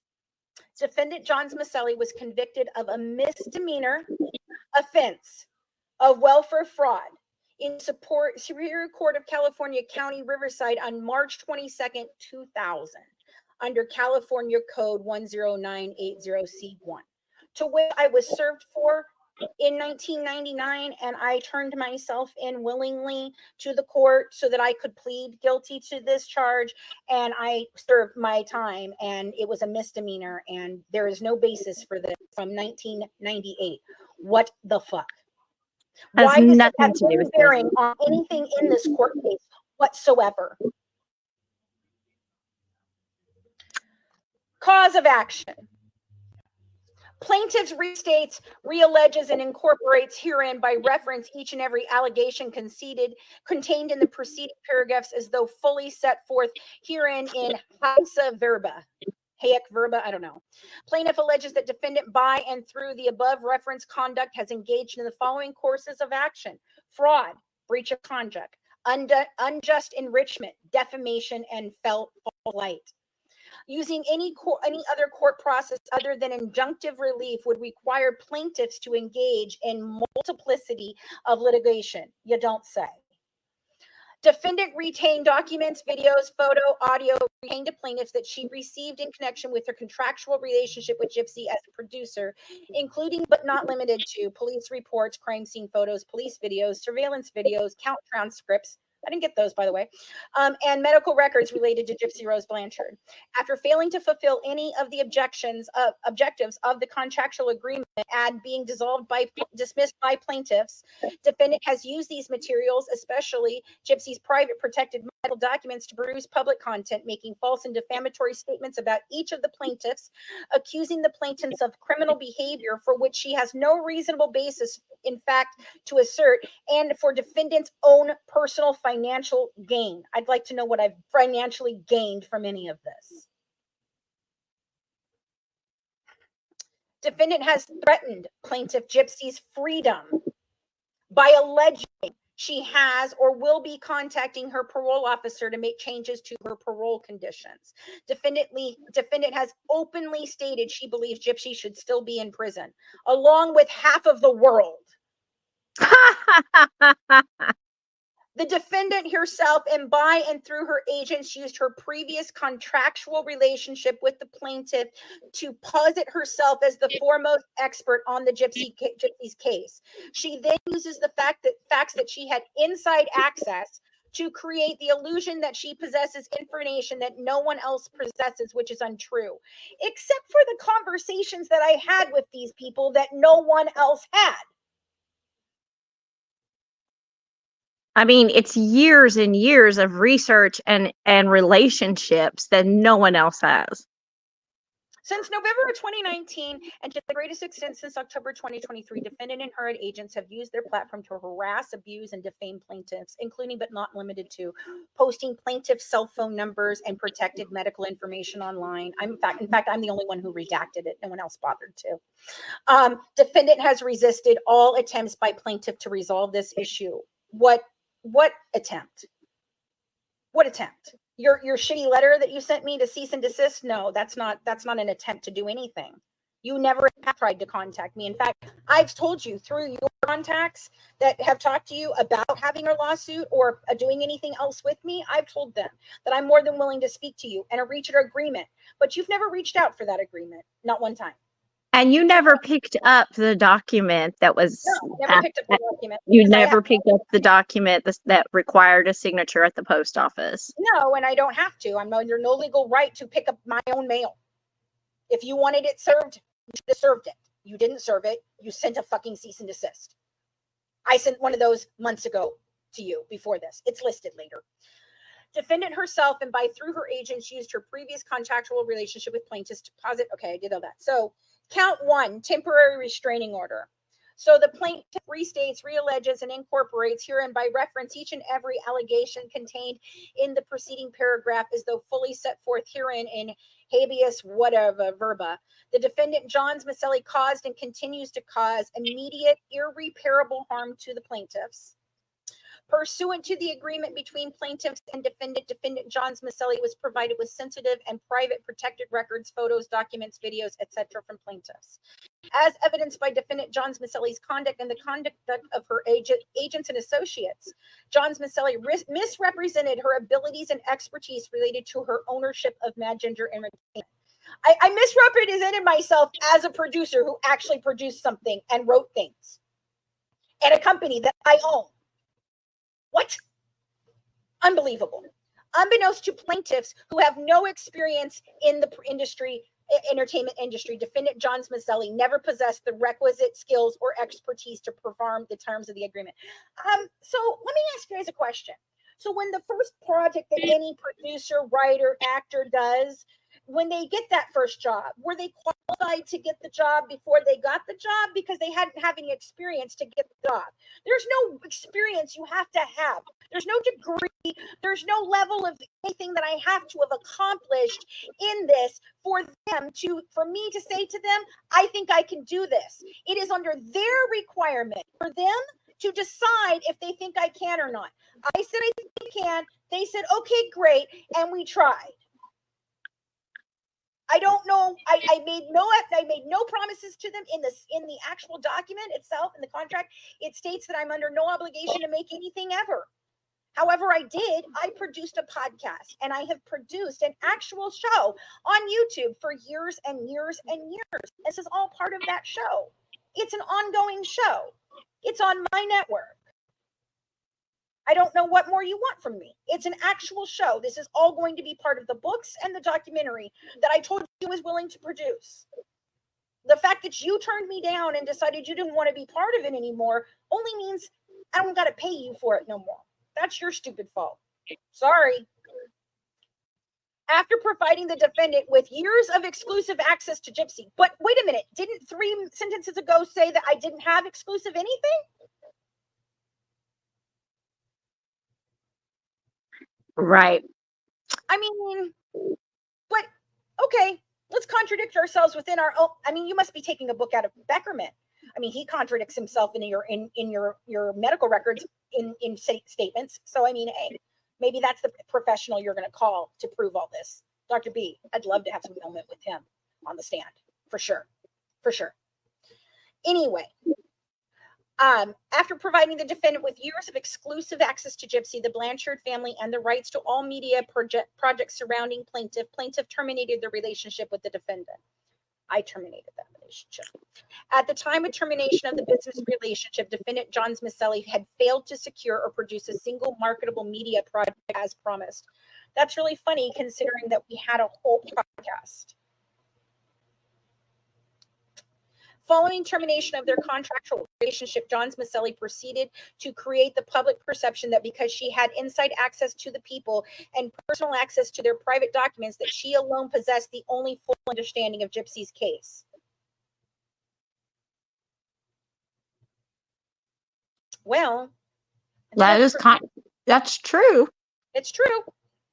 In creating the perception, she made false statements regarding people and situations to create a public perception that plaintiffs are attempting to silence her because she alone knows what they are doing. I think that's pretty evident. Anybody that's been following this year. Defendant, knowing these statements are false, is uttering the defamatory statements to punish the plaintiff for termination of their contractual relationship with her and to credit Buzz for her content and drive viewers and subscribers, thereby increasing her monetization. What money? What money? Defendant has been repeatedly warned by agents, associates who have worked closely with her that are now working closely with them. Oh, I wonder who that could be. That her content is defamatory and illegal. Where is anything I've ever done illegal? I'd really love to know. Several former associates, I don't give a flying fuck about these people. God, this pisses me off that they're even included in this. They're not associates, they're dumb fucks. That her conduct is defamatory and illegal. Some former associates have severed all ties with John Macelli to avoid potential future liability for her continued behavior. You mean when I blocked all of you and you still continue to message me? Okay. In the video posted on February 28, 2024, the co-host attempts to temper an allegation put forth by John Macelli by saying, I wouldn't go that far. And John Macelli immediately doubles down and reaffirms what she said was a reliable source, and she believes it because she knows Christy is a pill popper. Well, plaintiffs are requesting that court enter a temporary restraining order enjoining defendant John Macelli and her officers, agents, servants, employees, and attorney from further producing or uttering public content and remove currently public content, digital, written, video, audio, referring to herself as an expert or any term similar in context or meaning. So I'm not allowed to consider myself an expert because they just don't want to consider me an expert. So my opinion just doesn't matter, but theirs does. Referring to herself as an expert or any similar term or context, or having any type of special knowledge or insight into Gypsy or her family, her past, her criminal case, or her future due to her access to plaintiffs and or the materials she received in connection to her contractual relationship with the plaintiffs. This is the most bullshit. I'm like, was Stanfield like not busting out laughing as he typed this up? I mean, or is he just this stupid? I'm not asking for an extension. I'm asking for it to be dismissed first. Yes, I will ask for an extension if that doesn't work. It should be dismissed. So once again, guys, these are documents we found on our own. She has not been served. Immediately remove from making or producing public content, including but not limited to digital, written, video, audio, accusing the plaintiffs of harassing, stalking, or threatening the defendant. So basically, I can't tell you that they're doing what they're doing. Immediately remove and refrain from making or producing future public content, including but not limited to digital, written, video, audio, accusing the plaintiffs of encouraging others to harass, stalk, or threaten the defendant.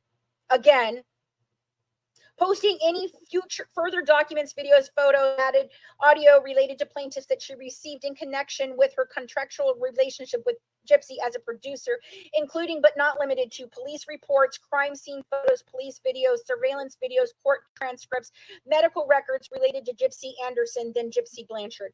That's really funny because all of that except for her medical records. Oh, wait, no, they're public documents too, since Natasha Cooper put them out and she gave them And to her. Bree. And Bree. And all of the documentaries she's been in have put them out. So I don't know what the fuck she's talking about.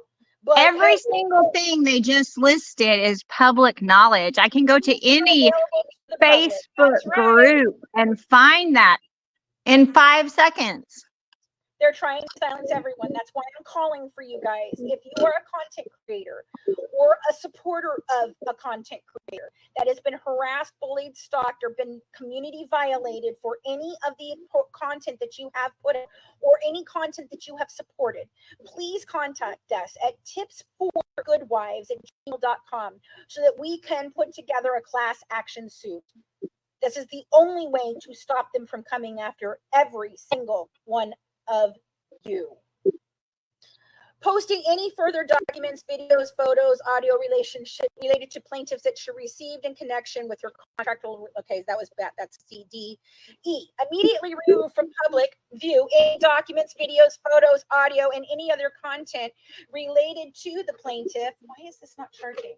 Hold on, my phone's not charging. I need to make sure my phone is charging. Why is it not charging? Why are you not charging? You need to be charging. I swear, I hate this. Damn it. Hold on, guys. Hold on. I don't understand why it's not charging. Is it charging again? Are you charging? Okay, I think it's charging now. Is it charging? Does it say it's charging? Can't tell. Well, guys, yes, it's charging. And if it dies, guys, then you'll just have to come over to this other one of the other ones. Okay. So immediately remove from public view any documents, videos, photos, audio, any other content related to plaintiffs that she received in connection with a relationship with Gypsy as a producer, including but not limited to police reports. This is again the same thing: crime scene photos, police videos, surveillance video, court transcripts, or medical records related to Gypsy Anderson, then Gypsy Blanchard. Immediately remove from public view any public content, including but not limited to digital, written, video, audio containing expert screenshots or any reference to the material referenced in B or C above. I will ask for an extension, don't worry. Further, what is this portion about producer where they have quote unquote producer? They're trying to say I'm not a producer. That's basically what they're trying to say. They're basically saying I'm not a producer, but putting in quotes. Besides the fact that I produce actual content, I don't. Right. I guess I missed hearing you say that part. Yeah. So, or above, further public or private dissemination of the documents, video, photos, audio, and any other content related to plaintiffs that she received in connection with a relationship with Gypsy as a producer, including but not limited to police reports, crime scene photos, police videos, surveillance videos, court transcripts, medical records related to Gypsy Anderson and Gypsy Blanchard. No party would be prejudiced by the issuance of a temporary restraining order in this matter. As such, plaintiffs request that no bond be required, but if bond is required, that said bond not exceed $1,000. In fact, plaintiffs are prejudiced each day the offending content and behavior continues to be accessible or occur. Yes. Oh my God. And I have they actually set a bail. Yeah. Yeah. Mm-hmm. Wherefore plaintiffs pray this court enter a temporary restraining order enjoining defendant as stated in paragraph 63A through G above, and for such other relief as this court may deem just and appropriate. Funny, because since they never served me, they never actually did this part either. But they were already setting you up with a bail amount. A bail amount. Mm-hmm. Plaintiff. So this is count two. Request for. So that was all count one, guys. That was count one, and count two. That was all count for restraining order. Now it's count two. Request for preliminary and permanent injunction. Plaintiff restates, realleges, and incorporates herein of reference each and every allegation contained in the preceding paragraphs as though fully set forth herein in hey verba. So by the way, they're stating that everything in this is 100% truthful, which we've already pointed out so many different things that aren't truthful. So they are literally lying to the court right here and bringing a false charge to the court. And they're trying to ban you from discussing, documenting, or showing things that are open to the public, that any Joe Schmo, John Doe, anybody down the road can just pull up on the internet at any time. And once again, guys, we found this today after doing our own research, and she has not been served. I have not been served this paperwork, by the way, just so you know. Okay, moving on. Defendant John Macelli caused and continues to cause immediate irreparable harm to the plaintiffs. Plaintiffs are requesting this court enter a preliminary and permanent injunction enjoining defendant April Johns and her officers, agents, servants, employees, and attorneys from further producing or uttering. I'm not even allowed to utter public content, and remove currently public content, including but not limited to digital, written, video, audio referencing to herself as an expert. That's the real problem, is that I'm referring to myself as an expert because I couldn't possibly be an expert after 8 years of research. I think we're pretty sure that I can be an expert. The fact that I've been in 2 documentaries makes me an expert in the case. Like, what the fuck? Are you serious here? This is the most bullshit. Or having any type of special knowledge or insight into Gypsy or her family, her past, her criminal case, or her future due to her access to plaintiff and or material she received in connection to her contractual relationship with plaintiffs. Immediately remove and refrain from making or producing public content, including but not limited to digital, written, video, audio, accusing the plaintiffs of harassing, stalking, or threatening the defendant. Again, immediately remove and refrain from making or producing future public content, including but not limited to digital, written, video, audio, accusing the plaintiffs of encouraging others to harass, stalk, or threaten the defendant. Posting any further documents, videos, photos, audio related to plaintiff that she received in connection with her contractual relationship with Gypsy as a producer, including but not limited to police reports, crime scene photos, police videos, surveillance videos, court transcripts, medical records related to Gypsy Anderson, then Gypsy Blanchard. Immediately remove from public view any documents, videos, photos, audio, and any other content related to plaintiff that she received in connection with her relationship with Gypsy as a producer, including but not limited to police reports, crime scene photos, police videos, surveillance videos, court transcripts, or medical records related to Gypsy Anderson, then Gypsy Blanchard. Immediately remove from public view any public content, including but not limited to digital, written, video, audio containing expert screenshots, or any reference to the materials referenced in B or C above. So if they talk to me at any point in time, I can't post that either. You're literally just not allowed to say her name. They're like, don't think about it. Don't talk about it. Don't say it. You're the only person in the world that is forbidden from saying Gypsy's name. That's right. Further public or private dissemination of the documents, videos, photo, audio, and any other content related to plaintiffs that she received in connection with her relationship with Gypsy as a producer, including but not limited to the same thing, police reports, blah. I have to return to the plaintiff or destroy the documents, videos, photos, audio, and any other content related to the plaintiffs that she received in connection. So basically, they want me to destroy anything or return to them the things that they already have. I don't know why I'd need to return anything to you. You already have them. And so does everybody else. Oh, here's the third count. This is lovely. This is fraud. Comes now plaintiff Gypsy, Christy, and Rod by and through. Oh, this is only Christy, Rod, and Gypsy, not Mia. So she's not involved in this part, I guess, apparently. and through its attorney, Everard Stanfield Law, blah, blah, the court as follows. Plaintiff restates, realleges, and incorporates herein, habeas, whatever.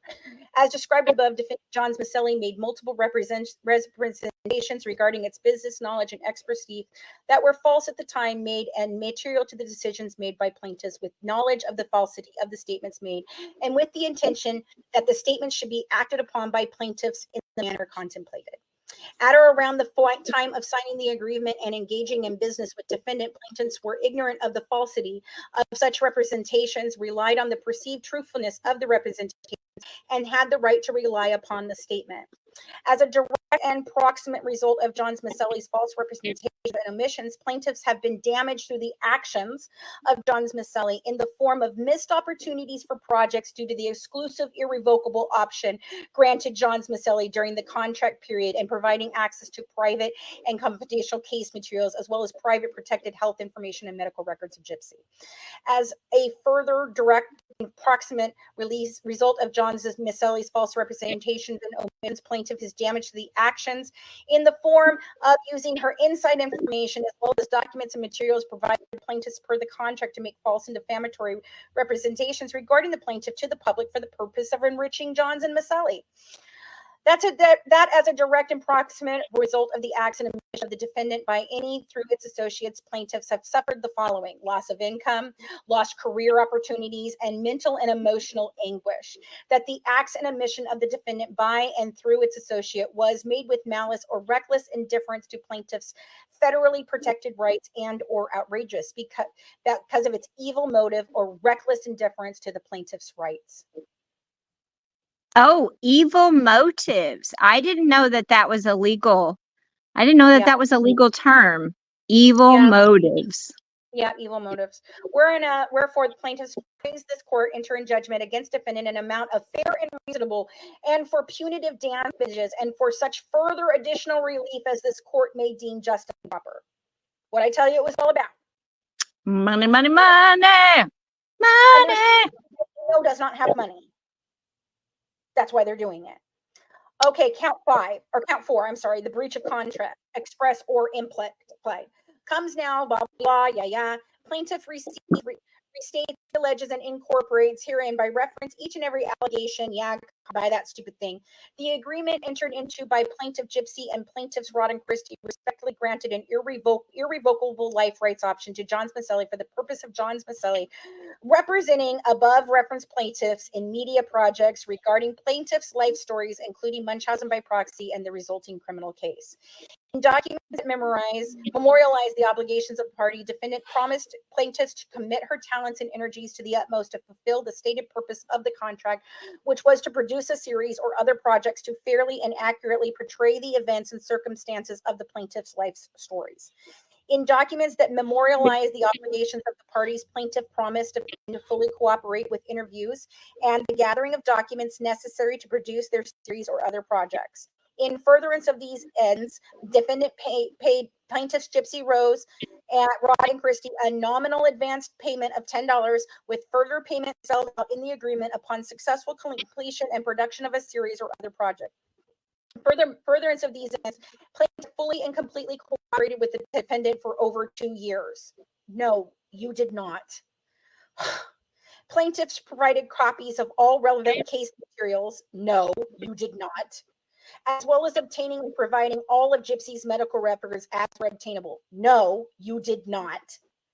They likewise participated in countless recorded and unrecorded interviews with the defendant to provide the necessary information. So did you or did you not participate in exclusive content with me or not? I mean, how are they doing this?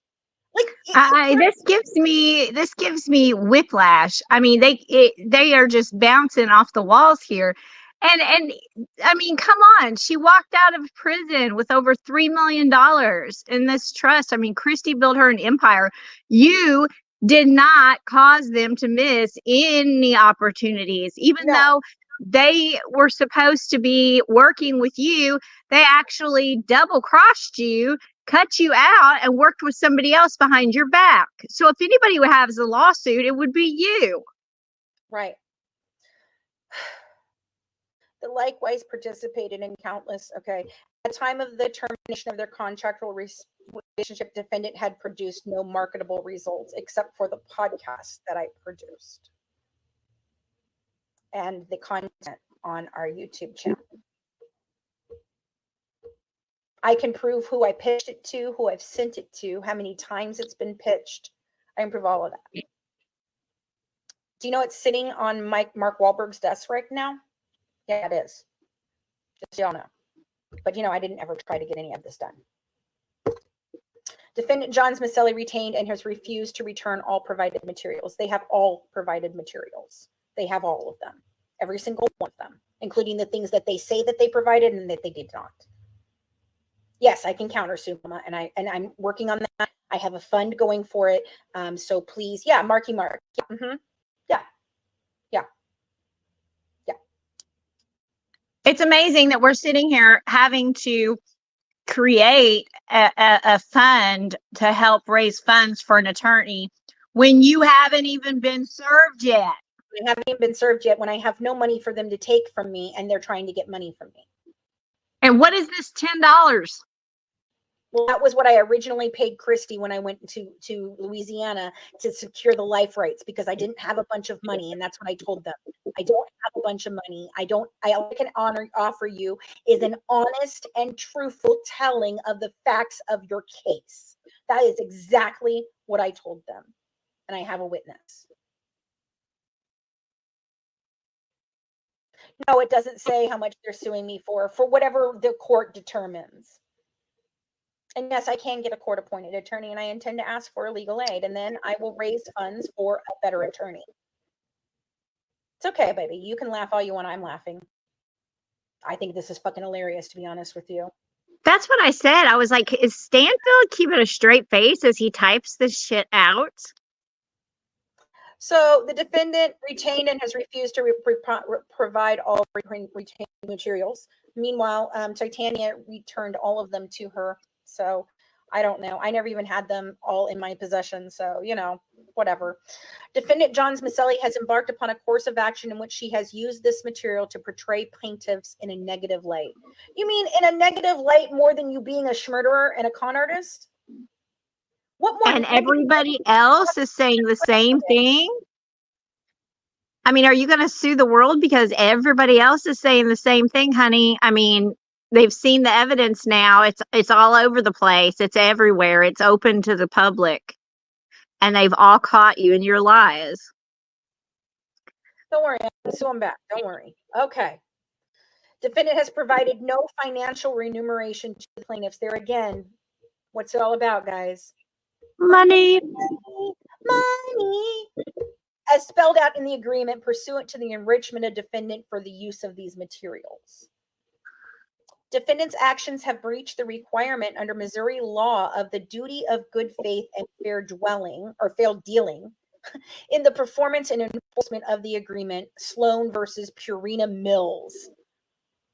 Purina Mills. Wherefore, plaintiff prays this court enter in judgment against defendant in amount of fair and reasonable and for punitive damages and for such further and additional relief as the court may deem just and proper. Court number 5 is the unjust enrichment count. Yeah, count 5. Count 5 is the unjust enrichment. So basically, the agreement entered into plaintiff Gypsy and plaintiffs Rod and Chrissy respectfully granted an irrevocable life rights option to John Macelli for the purpose of John Macelli representing above referenced plaintiffs in media projects regarding plaintiffs' life stories involving Munchausen by proxy and the resulting criminal case. We've got it going. We've already, Melissa, I don't want you to do GoFundMe because GoFundMe will take my money and keep it from me because they can file claims against it. Don't do that. I have a fund set up through PayPal that it doesn't cost me any money and I can cash it out right away. I can use it by Wednesday if I have to go to Springfield. So don't start a GoFundMe, please. Okay. It's okay. I will put everything out for you guys of how you can help us. Trust me. Okay. There will be many ways you can. The agreement, okay, so In documents that memorialize the obligations of the parties, defendant promised plaintiffs to commit her talents and energies to the utmost to fulfill the stated purpose of the contract, which was to produce a series or other projects to fairly and accurately portray the events and circumstances of plaintiffs' life stories. In documents that memorialize, no, I'm not going to do a quick recap. You're just going to have to either catch the replay on one of our platforms, or I'm sorry, you'll have to catch it in the comments, okay? Maybe the mods can post some recaps. Okay, to commit her talents and energies to the utmost to fulfill the stated purpose of the contract, which was to produce a series or other projects to fairly and accurately portray the events and circumstances of plaintiffs' life stories. In documents that memorialize the obligations of the parties, plaintiffs promised defendant fully cooperate with interviews and gathering of documents necessary to produce the series or other projects, which they completely impeded many times. In furtherance of these ends, defendant paid plaintiff Gypsy, Rod, and Christie a nominal advance fee of $10 with further payments spelled out in the agreement on successful completion and production of a series or other project. In furtherance of these ends, plaintiff fully and completely cooperated with the defendant for over 2 years. No, you did not. Plaintiff provides copies of all relevant case materials, as well obtaining and providing all of Gypsy's medical records as were obtainable. Oh, that should be interesting. They're going to be entered in the court case.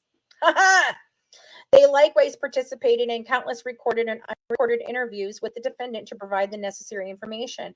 At the time of termination of their contractual relation, defendant had produced no marketable results. Defendant John Macelli retained and has refused to return all provided materials. Again, defendant John Macelli has embarked upon a course of action in which she has used these materials to portray the plaintiffs in a negative light. Defendant has placed these materials in public view and on paid subscription websites for the purpose of enriching the defendant in contravention of the terms and intended purpose of the agreement. The defendant has been enriched through the use of the information and materials garnered from the execution of the contract and has provided no financial remuneration to plaintiffs. So basically, she's saying that I've received outrageous amounts of money for all of this, and I've just never paid them. Are you suing the act too? I mean, I know you tried to do that once, and I told you you couldn't do it. Yeah, well, you really can't do this either. But hey, we're here.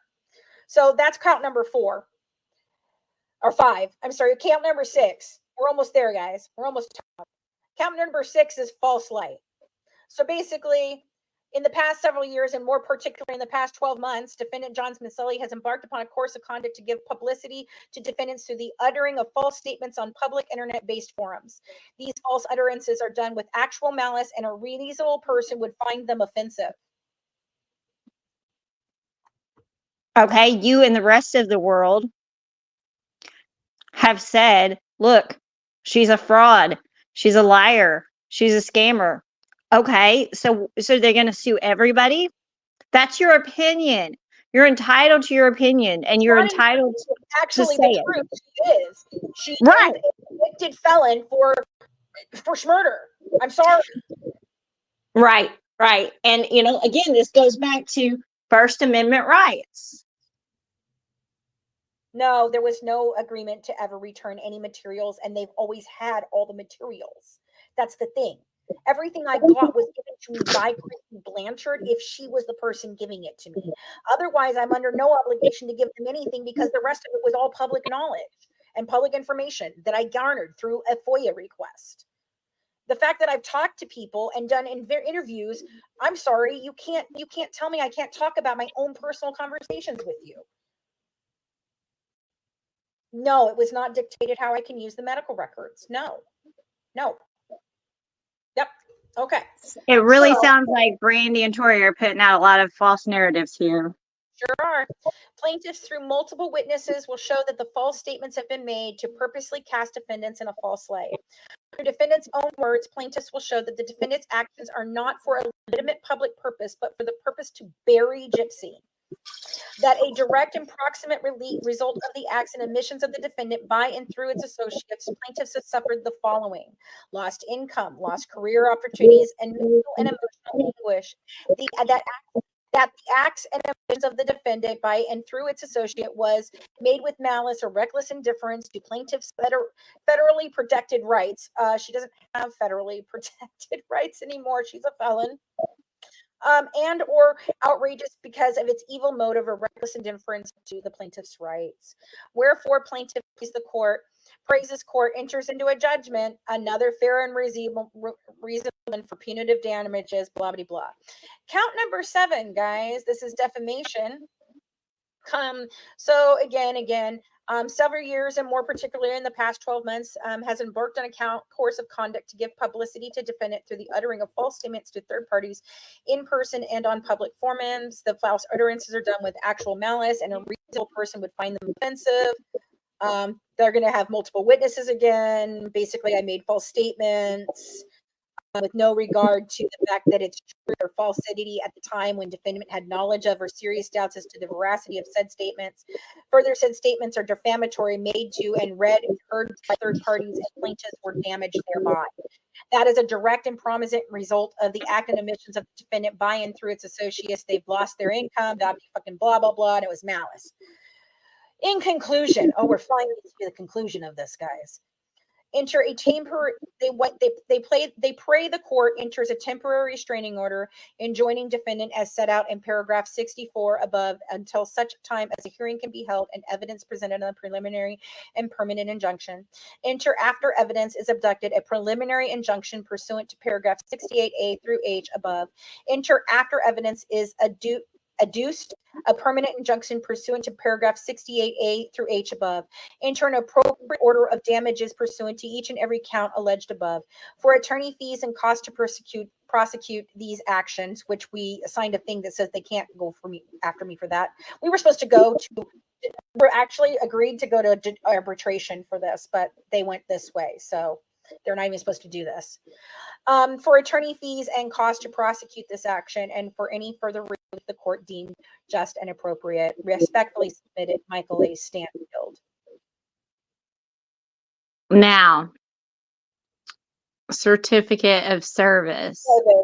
Was sent certified on the 23rd day of May 2024. An electronic copy of the foregoing was sent through the Missouri e-filing system to the Livingston County Circuit Clerk. That's it.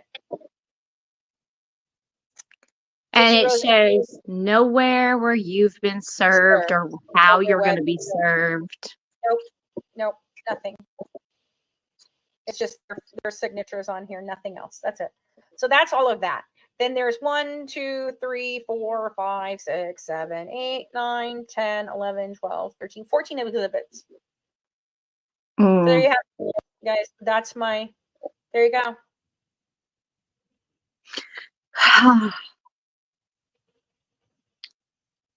Well, Mike Stanfield is just taking them to the bank. He has taken them to the cleaners. I mean, he's just like covering his own ass because he knows that he is the part of the person who colluded with them to change the narrative falsely to get her a plea deal and to convict her co-defendant based on false evidence. And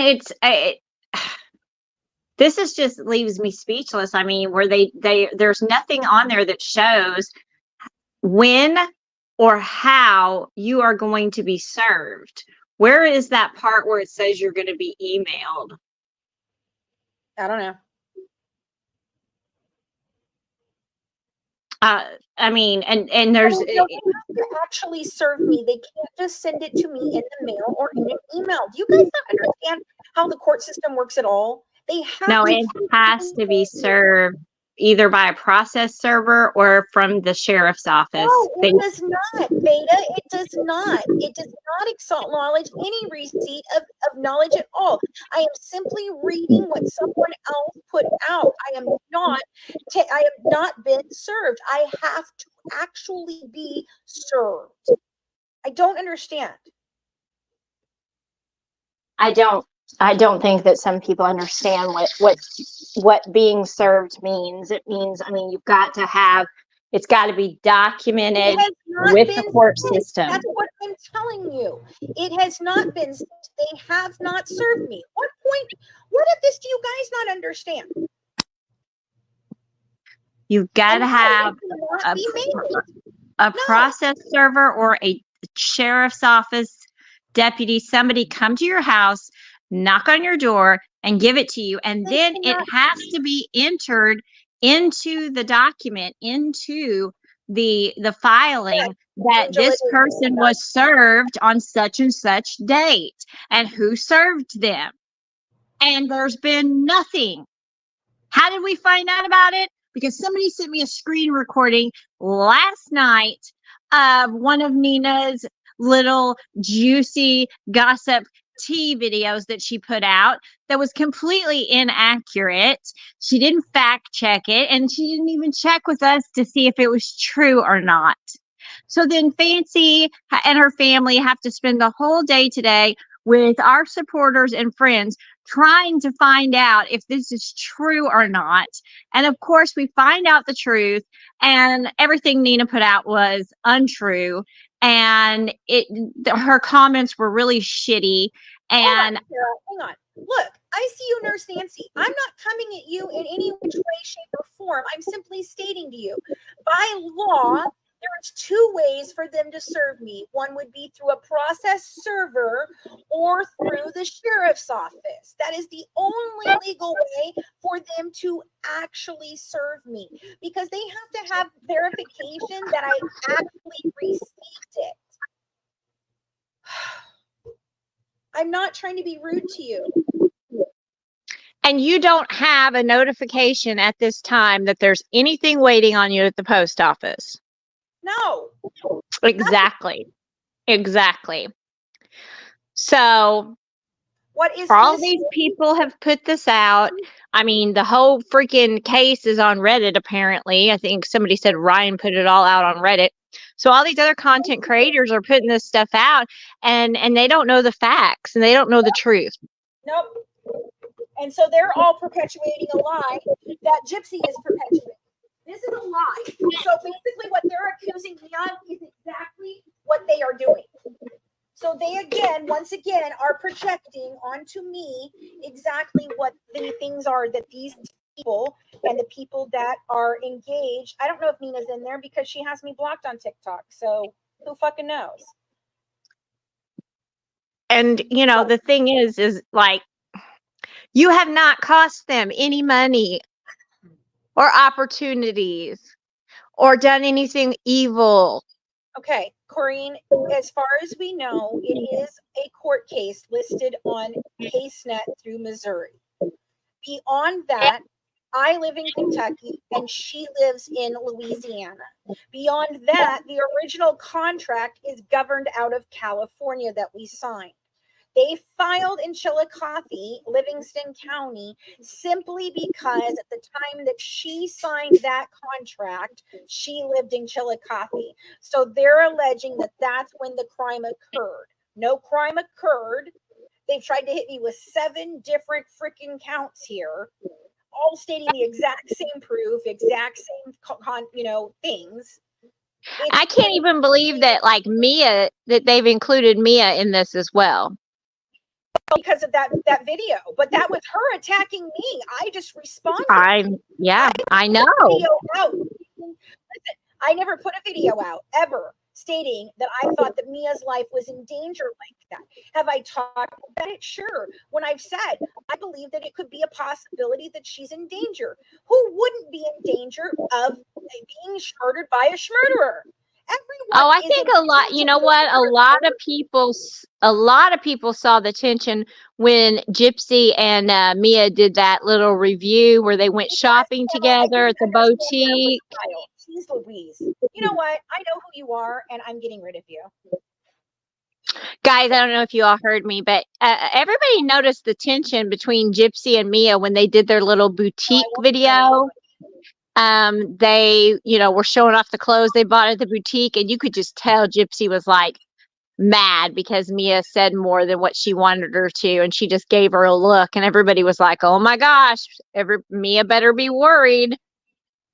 Because and by the way, Pam, because if I have to go, I'm going to go to Springfield because I'm going to make a whole fucking big deal about it. I'm going to have a meet and greet. I'm going to have signings. I'm going to have a tour of Missouri with me.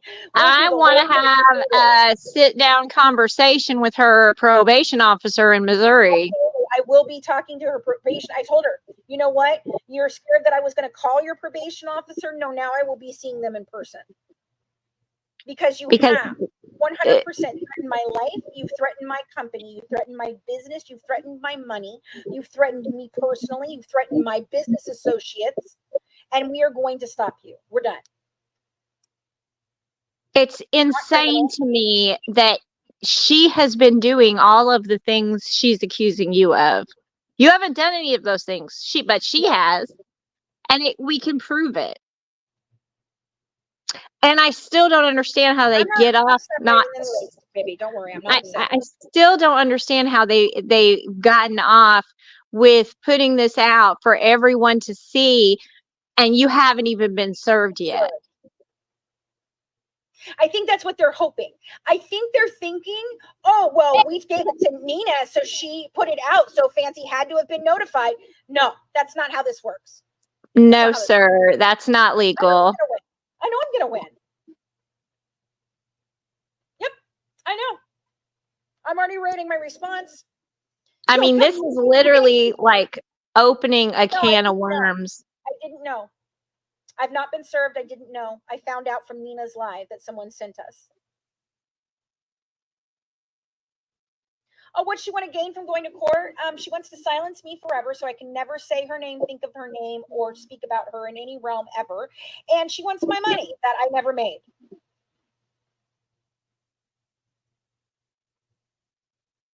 Don't forget, you could better give her that $10 back now. I don't know how Nina found out. I'd like to know. Why don't you ask Nina how she found out? I have. She's got me blocked. Yeah, I don't know why Nina blocked us. We've always been supportive, but now I'm very angry. Yes, Nina gets all her content from me. Yeah. And Nina never gets blocked, and Nina never gets violated, and Nina never gets shut down. You know what I said? Hold on. No, Jess. What I said is that Nina lied and stated that it was out of Cutoff, Louisiana. And whether she lied or she was putting out misinformation, either which way, it is a lie because it's not out of Cutoff, Louisiana. It's out of Missouri.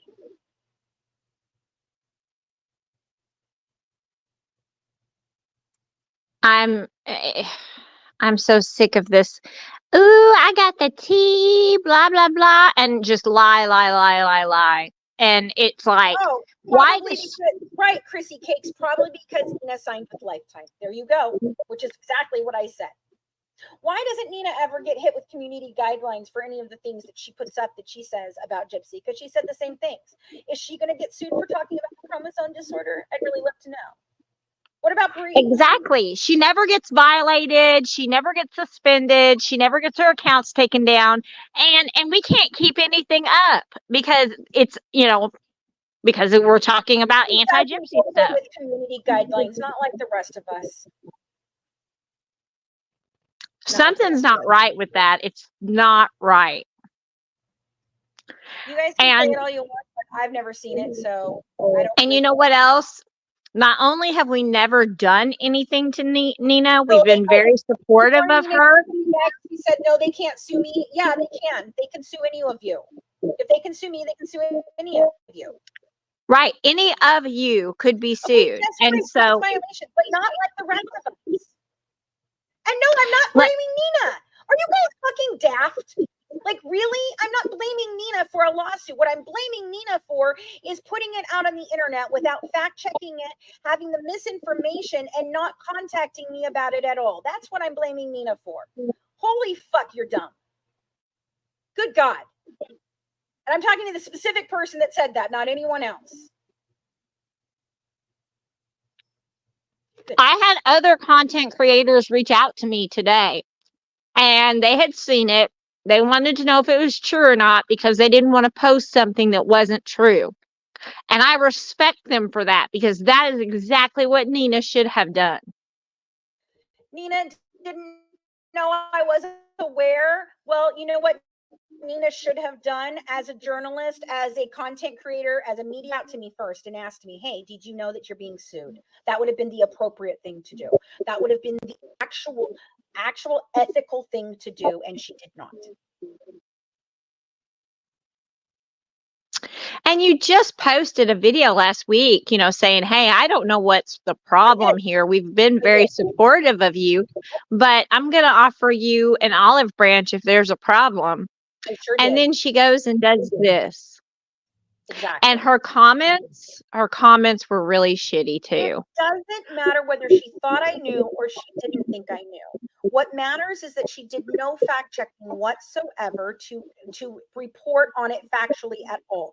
She didn't even have the case net from Missouri, which had all of the things that she could have done by just going to a basic case net once she was freaking informed of this and got the actual documents from the legitimate county that it was filed in, knowing where it was filed. And she would have had all the documents that I had now, but she did not. So I'm sorry, she didn't do her due diligence as a reporter on anything. I am. And the documents that she put up are false. Yes, they're the false they documents. put out They're not the real Louisiana. documents. They say they're out of Louisiana, and it's not true. So no, she is wrong, and she didn't do any fact checking, and that's what I'm calling her out on. I don't have a problem with Nina other than that. It was rude, it was disrespectful, it's sure as shit unethical. But you know what? I don't care past that. I don't care about any of these content creators past that. I don't care. I'd rather them just go away and leave me alone. There's already trouble between us, Shell, because Nina took the side of the people who have been lying about me since the very beginning.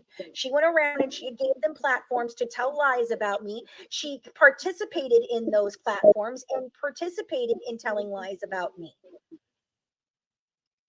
She should have verified this. She should have spoke to me. She should have verified it with CaseNet, and she should have done her due diligence. Now, can we move on from Nina because she's not the source of the topic of information here? I just find it very suspicious.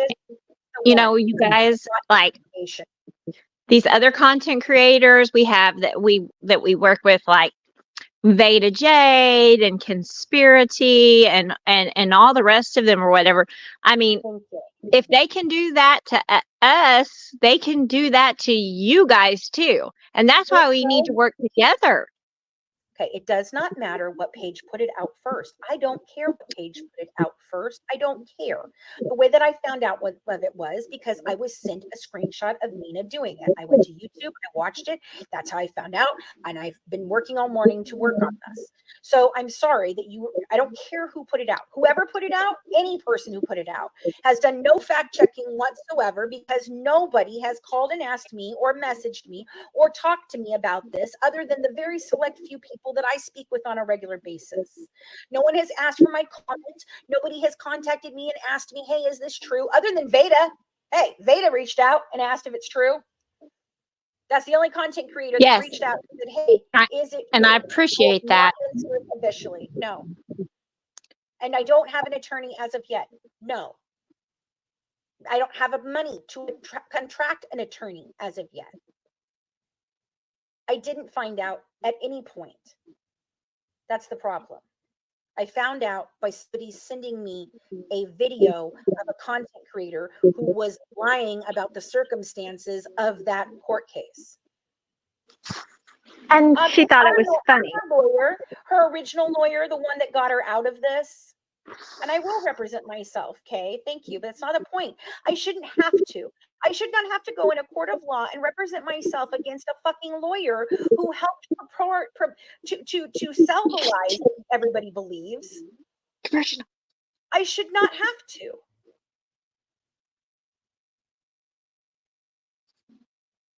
Right. If Nina hadn't put it out, I wouldn't even have known. Yes, I'm doing a fundraiser. So, and by the way, Sarah Jane, who's not dead, who Ryan's live last night, I guess Mike Candles and Junctions. Did your brother not find that out? Just saying. Oh Lord, the saga of Sarah Jane. We haven't even updated you guys on that yet because we've been working so hard on the Daybell case. But over the last week and a half, we have received numerous messages from various family members. Okay, guys, it is scrolling across the bottom. That is my PayPal fund. Of the bottom of the screen. You can copy that. You can paste that. If my mods are in here, they can drop a link. to it down here. I'd appreciate that. I will be posting it on our social media sites as soon as we get off here. Okay. No, you know what? Look, this is the thing.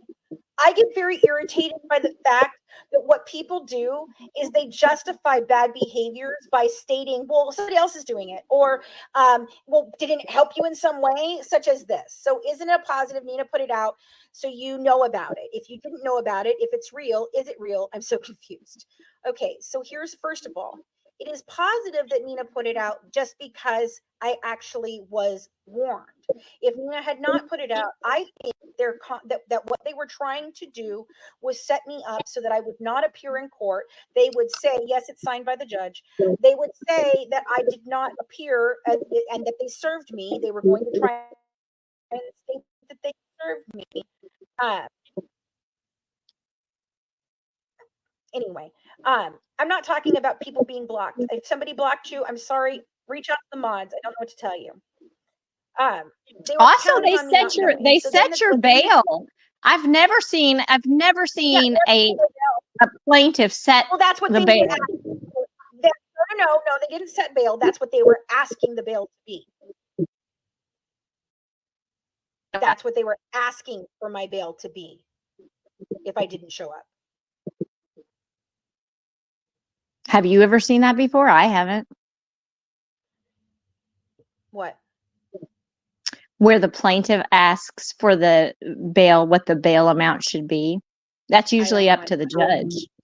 I don't know how that works. No, the attorney can put in a record of it. They do it in criminal cases. I'm assuming they can probably do it in a court case. But I've never heard of it before either. Yeah, but it's not bail. Yeah, it's not criminal. It's but what they were counting on, the criminal charge would have been that I didn't appear in court, and then they were asking that if I didn't appear in court, that I would be sanctioned with $1,000 bail. That's what they were hoping. I didn't show up in court, that I'd get this $1,000 fine and I'd be arrested for not showing up in court and being in contempt of court. And until we found the actual real legal documents, we thought we were going to have to head to Louisiana. We didn't know what was going on. So, listen, I'm not mad at Nina for actually putting it out. What I am upset with Nina for is for not fact checking, for her shitty fucking comments at it, and for her not bothering to even have the decency to say something to me. We have had a relationship in the past, a good one, I thought. I don't know why we had a falling out other than the fact that she sided with people that hate me and that lied about me. And she knows that they lied about me, and she apologized to the fact that she sided with the people that lied about me. Okay? But she has done nothing. She told one of our mods that the reason she won't unblock me and Sarah is because she's worried for the backlash. But then you're going to put out a freaking video like this. How is that? How are you not going to be worried about the backlash? Like, it makes no sense. You put out. Do we need to play the video again for the new people? I mean, it's pretty freaking weird. It's weird. Play it again. She should have reached out to me. I don't even know if I have it up. That's the thing. I don't even know if I have it up. I mean, there's new people that coming in that missed it. Well, I know that. I just can't keep going backwards. I can play this. Well, I just pull it up again. We'll just play it one more time, and then we can discuss why. Then you guys will understand what we're talking about. I don't think that she was doing anything personally wrong. That's not what I was thinking. I'm telling you guys, listen, this isn't an issue between me and Nina, so stop making it an issue between me and Nina. My issue with Nina is only that Nina did not bother to fact check it. She put out I just got banned. Well, I just got banned. Appeal. I'm appealing it. No, Gypsy's fans. So appeal. So I'm not on there anymore. So here we are, guys, over here. Now that I don't. So what was the appeal? What was the violation? Harassment. Harassment and bullying. That's their favorite. So we've been on live for 2 hours and 52 minutes, but 2 hours and 52 minutes into it, they that I'm harassing and bullying them by sharing the court case that they freaking put me through. I think Make it's it the video. make it make sense. No, it's not that. I wasn't playing anything and I didn't play it for them. That's not Right. it. They go for harassment and bullying. That's crazy. Yes, it is. And I appealed it and I'll send it to my agency as well. This is just so dumb. It is so dumb. I'm not even allowed to talk about my own court case now, guys. Did you understand that? I can't talk about my own court case because it's harassing and bullying somebody else.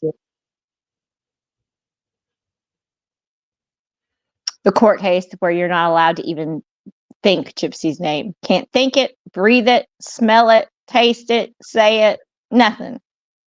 I'm It's not scared. ridiculous. It's absolutely ridiculous. Yep. So do we need to play that clip again or just no? I don't feel like fucking playing it again. And to be honest with you, I don't really want to see Nina talk crap about me again.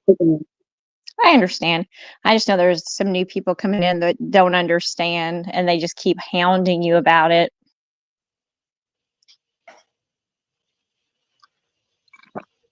Nina put out a video. In this video, Nina talked about the court case that they against me, that Gypsy, Christy, Rod, and Nina lodged against the three courts. She did not have the correct information, and she still went with it. She had not reached out to me at all to give me a heads up or to even ask me if it was true or not. Okay. And I believe that as a fellow content creator, especially one who I have worked with in the past because we're both interested in telling a truthful story, she was helping her side of this out. I have great respect for what Nina did for Rachel. No, I'm not going to stop talking about it, Darlene. I have the right to talk about it. It's my life. It's my life. If you don't want to hear about it, you don't have to be here, love. I'm not upset. Click off the live. I'm not upset. I'm not freaking out. I understand what they're doing.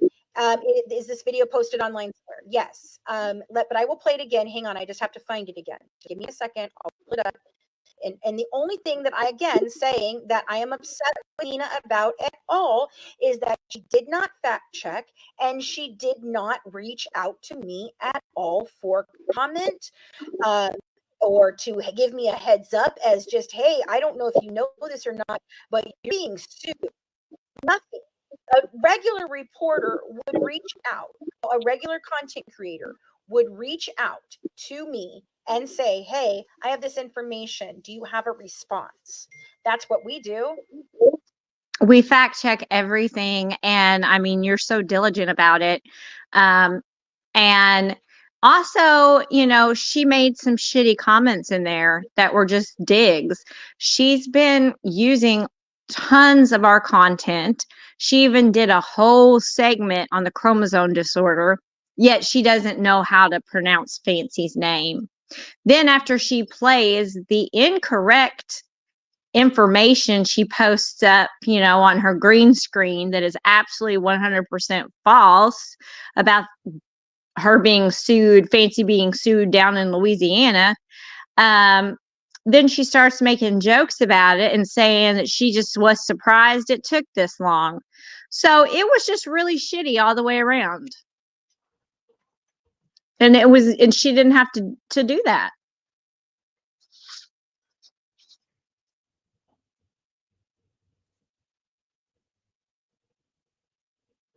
But I'm not being reacted anyway.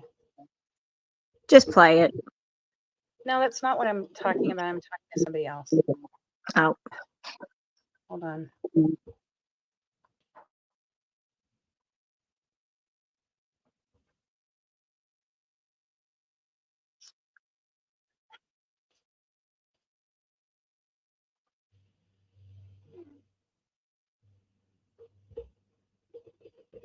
Okay.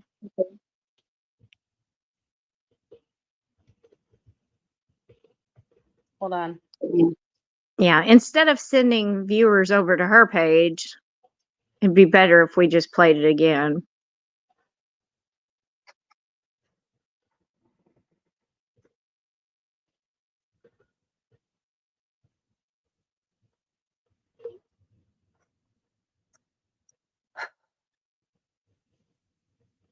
Did you hear what I said? What? I said instead of sending more Yeah, I know. I'm viewers. going to play it. Just hang on a second. Okay. I didn't know if you heard me or not. No, it's okay. Give me a second. He is how Gypsy Rose filed a lawsuit against April Johns, which is Fancy Macelli. Marcella. Let's talk about it. Child, y'all see this? Gypsy Rose Anderson cut off Louisiana. And this lawsuit is for April Johns. So you know that's fancy. Now there's a court date. Let's look at it. Court date is Wednesday, June 5th, and the judge's name is Ryan Wesley. Ain't that some irony for you? And it's at 9 a.m. Child, who's going to be in that courtroom watching? Somebody fill us in on the tea. Honestly, I'm kind of shocked that it's taken this long because I had a feeling that they would end up being able to file some type of suit just because there's a lot that's transparent. Even though Christy gave her the medical records and stuff like that, I don't know. And this may be a suit that they can't win. I mean, it's possible that they can win it, but this may be one that they can't win. We need to stay tuned and see what happens. What are y'all's thoughts? Talk to me, y'all. Talk to me, baby. Talk to me, baby. Who talk to me, baby? You're not asking me to talk to you. What? Every time I see it, it makes me madder and madder. Yeah. Because it's a sad situation. You know, nobody should be put through this.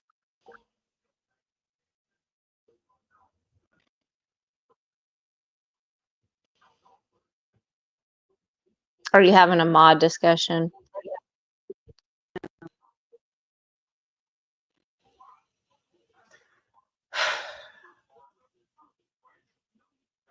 And I don't even care if this acknowledges it. That's fine. I'm not trying to skirt the fucking thing. I don't want it tossed out I don't want it tossed out on a fucking technicality.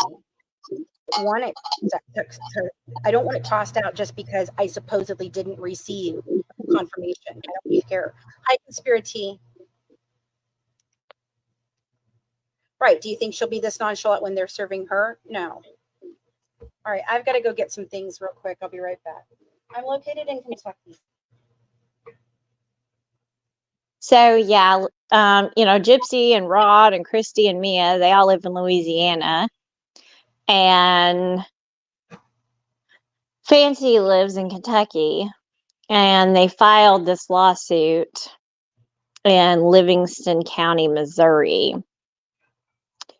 because apparently that is where Gypsy was at Chillicothe when she signed some paperwork with Fancy. And Fancy has not been served, still has not been served.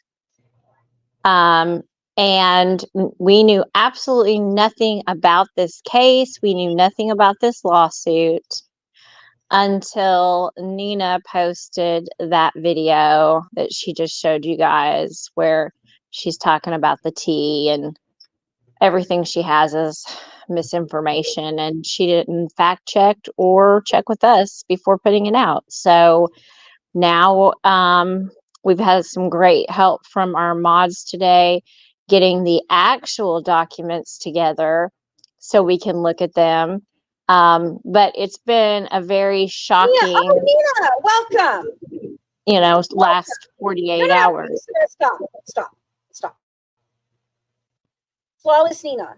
Actually, it was not the court record that you put out. And you said that it was in Cutoff, Louisiana, and it was not in Cutoff, Louisiana. It was actually in Missouri, not even in Springfield. It's in a totally different city, in the Chillicothe. And I am not gaslighting you. I have said repeatedly over and over and over again what problem I have with you. You did not reach out to me to ask me if it was true. You did not fact check properly through the court systems to know what you were actually talking about. And you did shittily comment about it. So, Nina, are you going to be so happy when she actually serves you? You did not actually post the actual paper, Nina. No. But that first time, I don't know what you've done since then. I don't watch your content. It was just a crappy thing to do. And I have been informed that I could possibly have been served by doing this live. So basically, whoever gave you the information, I don't give a shit that you have an attorney, Nina. What do I have any problem with you? You know what? I'm blocking you. You block me, you're out too. Bye. No, that's ridiculous. Ridiculous. Absolutely ridiculous. She wants to bust up into the live and start spouting off about an attorney. Really? Right.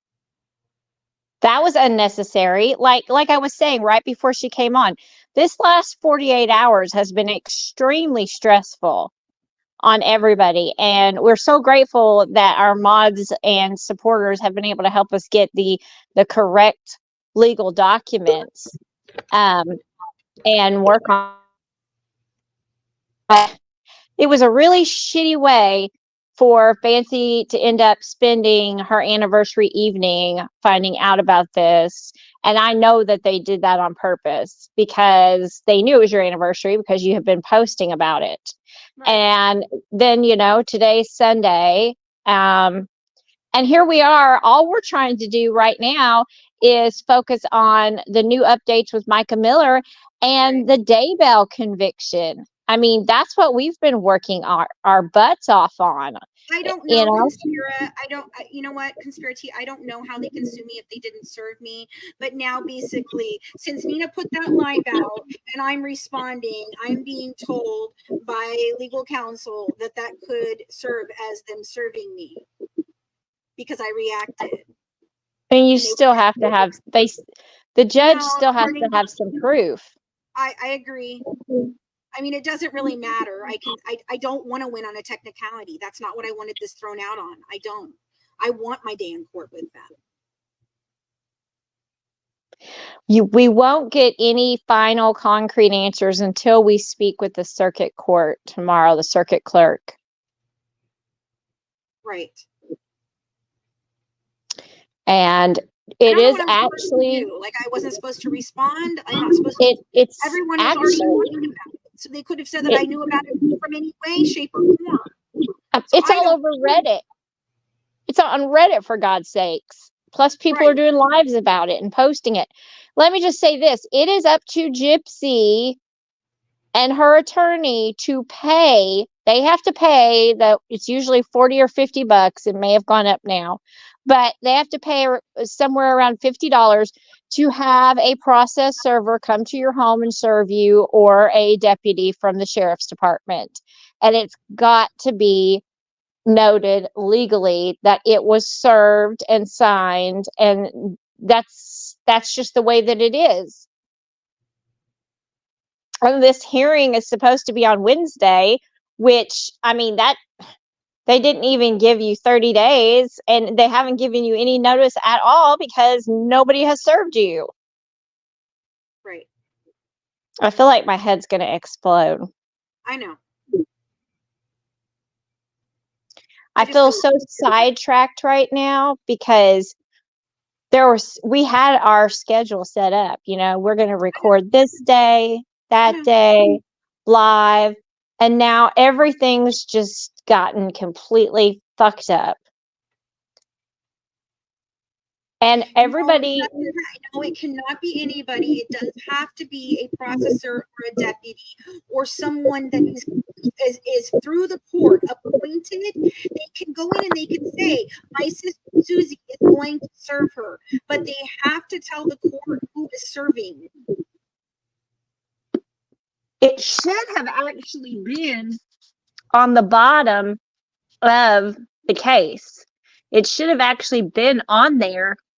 There should have been a page attached, the last page saying, defendant was, is going to be served by such and such, or defendant was served by Listen, such I and want you such. guys to understand something.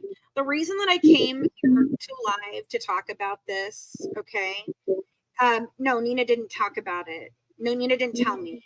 Somebody sent me Nina's live, and that was how I found out, or her post. I don't know what it was, okay? So it doesn't matter. I don't really care. I didn't want out of this because of that anyway. That's not how I wanted to play this. I mean, so a way I could have played it, I guess, but I don't want to play it that way. Okay. So here is the thing. What? So here's the thing. All right. It is a public document. Nina had every right to put it out there. I didn't say anything about that. What I stated, and I'll state it again, I think if it had been me and Nina was being sued by Gypsy Rose, what I would have done, yes, I've eaten today, thank you. What I would do is I would have, here, I'm going to mute you, Sarah, real quick because it's echoing, I guess. I would have reached out to Nina. I would have gone to the website. I would have gotten the entirety of the document. Oh, they're recording and screenshotting stuff for Christy. She is in the hallway of my live streaming it.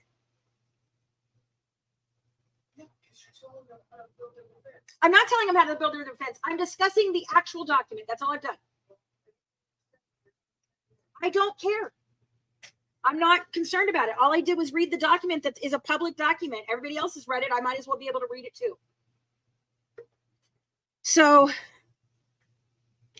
the only thing that I said about Nina was that I would have gone to the reporting. I would have gone to the actual website.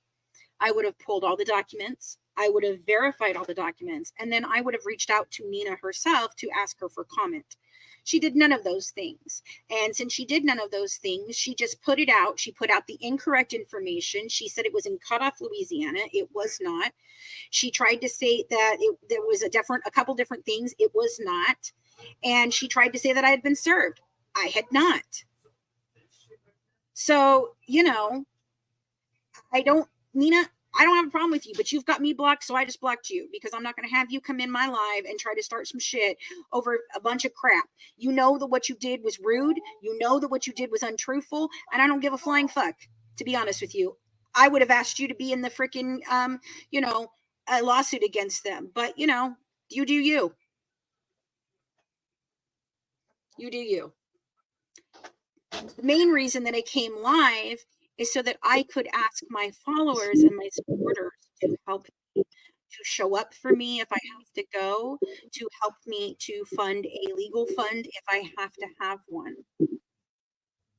And also we have so many good supporters and people and even other content creators that were reaching out to us for comment, and everybody's like, oh my God, is this true? We saw what Nina posted, and it's in Reddit, and Ryan's got it going, and Right. Bree's got it going. It's everywhere. So I mean, we have to respond. And it's been an all-day process getting the paperwork together because she hasn't been served. Do you guys understand? Everything that she read, all those documents came from the internet. They should have been in her hand because she should have been served, but she hasn't been served. She hasn't been served by email. She hasn't been served by a process server. She hasn't been served by anyone from the sheriff's office.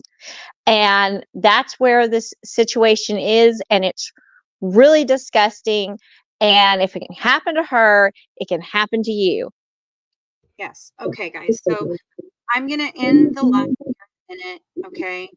I've tried to do that, Ellison, and they've stopped me from being able to spread the truth by lying to these media outlets and by telling them if they run my story that they'll never participate.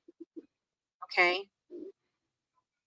I do have Cash App. I do have PayPal. We have a lot of different things. Okay.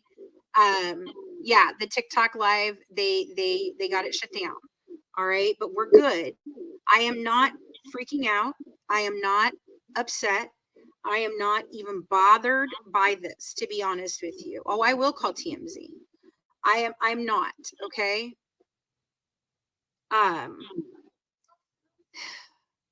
We will be putting out a post of how you can help us with all the different ways that you can help. Okay. I had to push back Curious Cat. I had to push back the book because Colleen was not able to finish getting her portion done, and we have not finished editing a couple of the newer pieces of it. So pushed it back to the end of this month. Out by the end of this month. We're almost way through editing everything. The girl is working very hard with me to get it done. So after this, I probably will not be talking about this until I can give you more information as to what takes place on Wednesday. Okay. Know that I am in the right here. I'm so fetched. Thank you. I know that I have done nothing wrong, and I did nothing today but read and respond to the court documents that they put out. I don't know what else is going to happen. I do intend to launch a countersuit, of course. Okay. I've had every conversation back to this. Don't worry. I have all the receipts. Okay. I'm good. I am going to invite my supporters to attend. If I end up having to go to court, I will invite you to attend. I'm not expecting to have to actually go to court on Wednesday. Okay. I'm not expecting to have to go to court on Wednesday. I'm assuming that at very least I will be, what I have to do is respond to it. I will respond to it. I will ask for an extension, and then we will fail. We will go for our, Right. You should at least be able to get a continuance. I definitely should be able to do that. And they need to, the court needs to know that you have not been served. I mean, this is ridiculous. I've never heard of having a hearing in another state like this on a Wednesday, and you don't even get to talk to the circuit clerk's office until Monday. It's absolutely blows my mind. Right, and they did it on my anniversary on purpose. I don't think that yes, they did. It's not lost on me that Nina got this information on my anniversary. I know. I told you, and I said, I'm so sorry that I have to break this news to you tonight, but we've got a problem. And it made me sick. I was so upset. Yeah. Yeah, I know. I mean, how can this one person Yes, it was my anniversary yesterday when I found have out. so much control over the world? I don't know. I really don't. Well, guys, we love every single one of you guys. Thank you for your support. Anything that you can donate will be greatly appreciated. We will keep you guys up to date with everything that's going on, and just say a prayer for us. And if any of the other content creators want to reach out to us, just send us a message, and 8 years. We will get back with you guys. Thank you, especially to Veda, for checking with me first before posting anything about this. That I respect that a lot and really truly appreciate that. So now everybody knows. And I told them to sue her for wrongful death. I think if all these content creators join together, I mean, there could definitely be a lawsuit. Listen, instead of making content about each other and fighting with each other, what we should be doing is banding together against the big bad, and that is these people who think that they can silence truth, they can silence opinions, they can silence anything. They think that the laws do not apply to them, and they think that they can just do with whatever they want. They can bully, they can harass, they can stalk, they can murder. and they don't think that they have any ramifications for those things. And I'm here to tell you, you picked the wrong one. I will not stand down easily. I will not go silently into the night. This will be a very public, very big lawsuit if you want it to be. I mean, let's all work together and stop the bullying, because she is the bully, not Fancy, not you, not me, not all these other content creators that are just calling her out on the truth, and she can't handle the truth.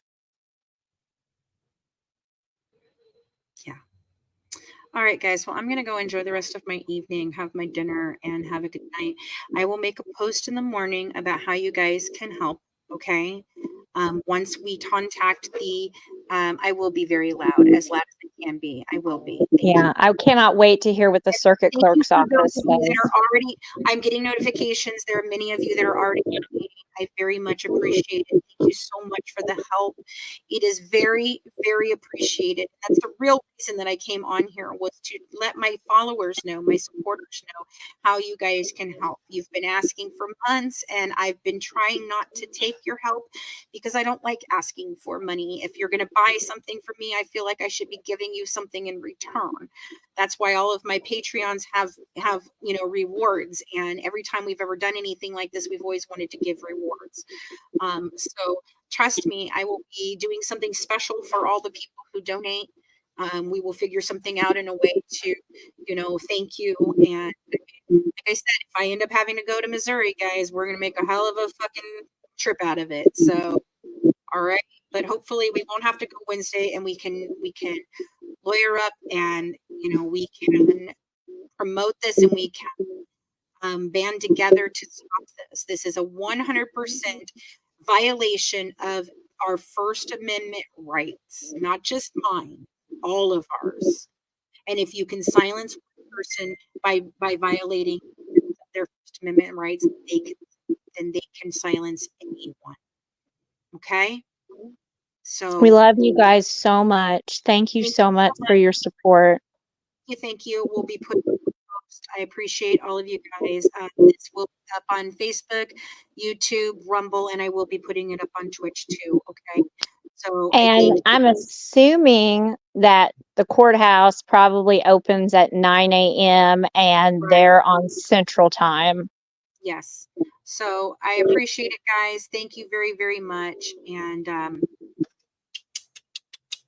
good night, guys. Night. Thank you.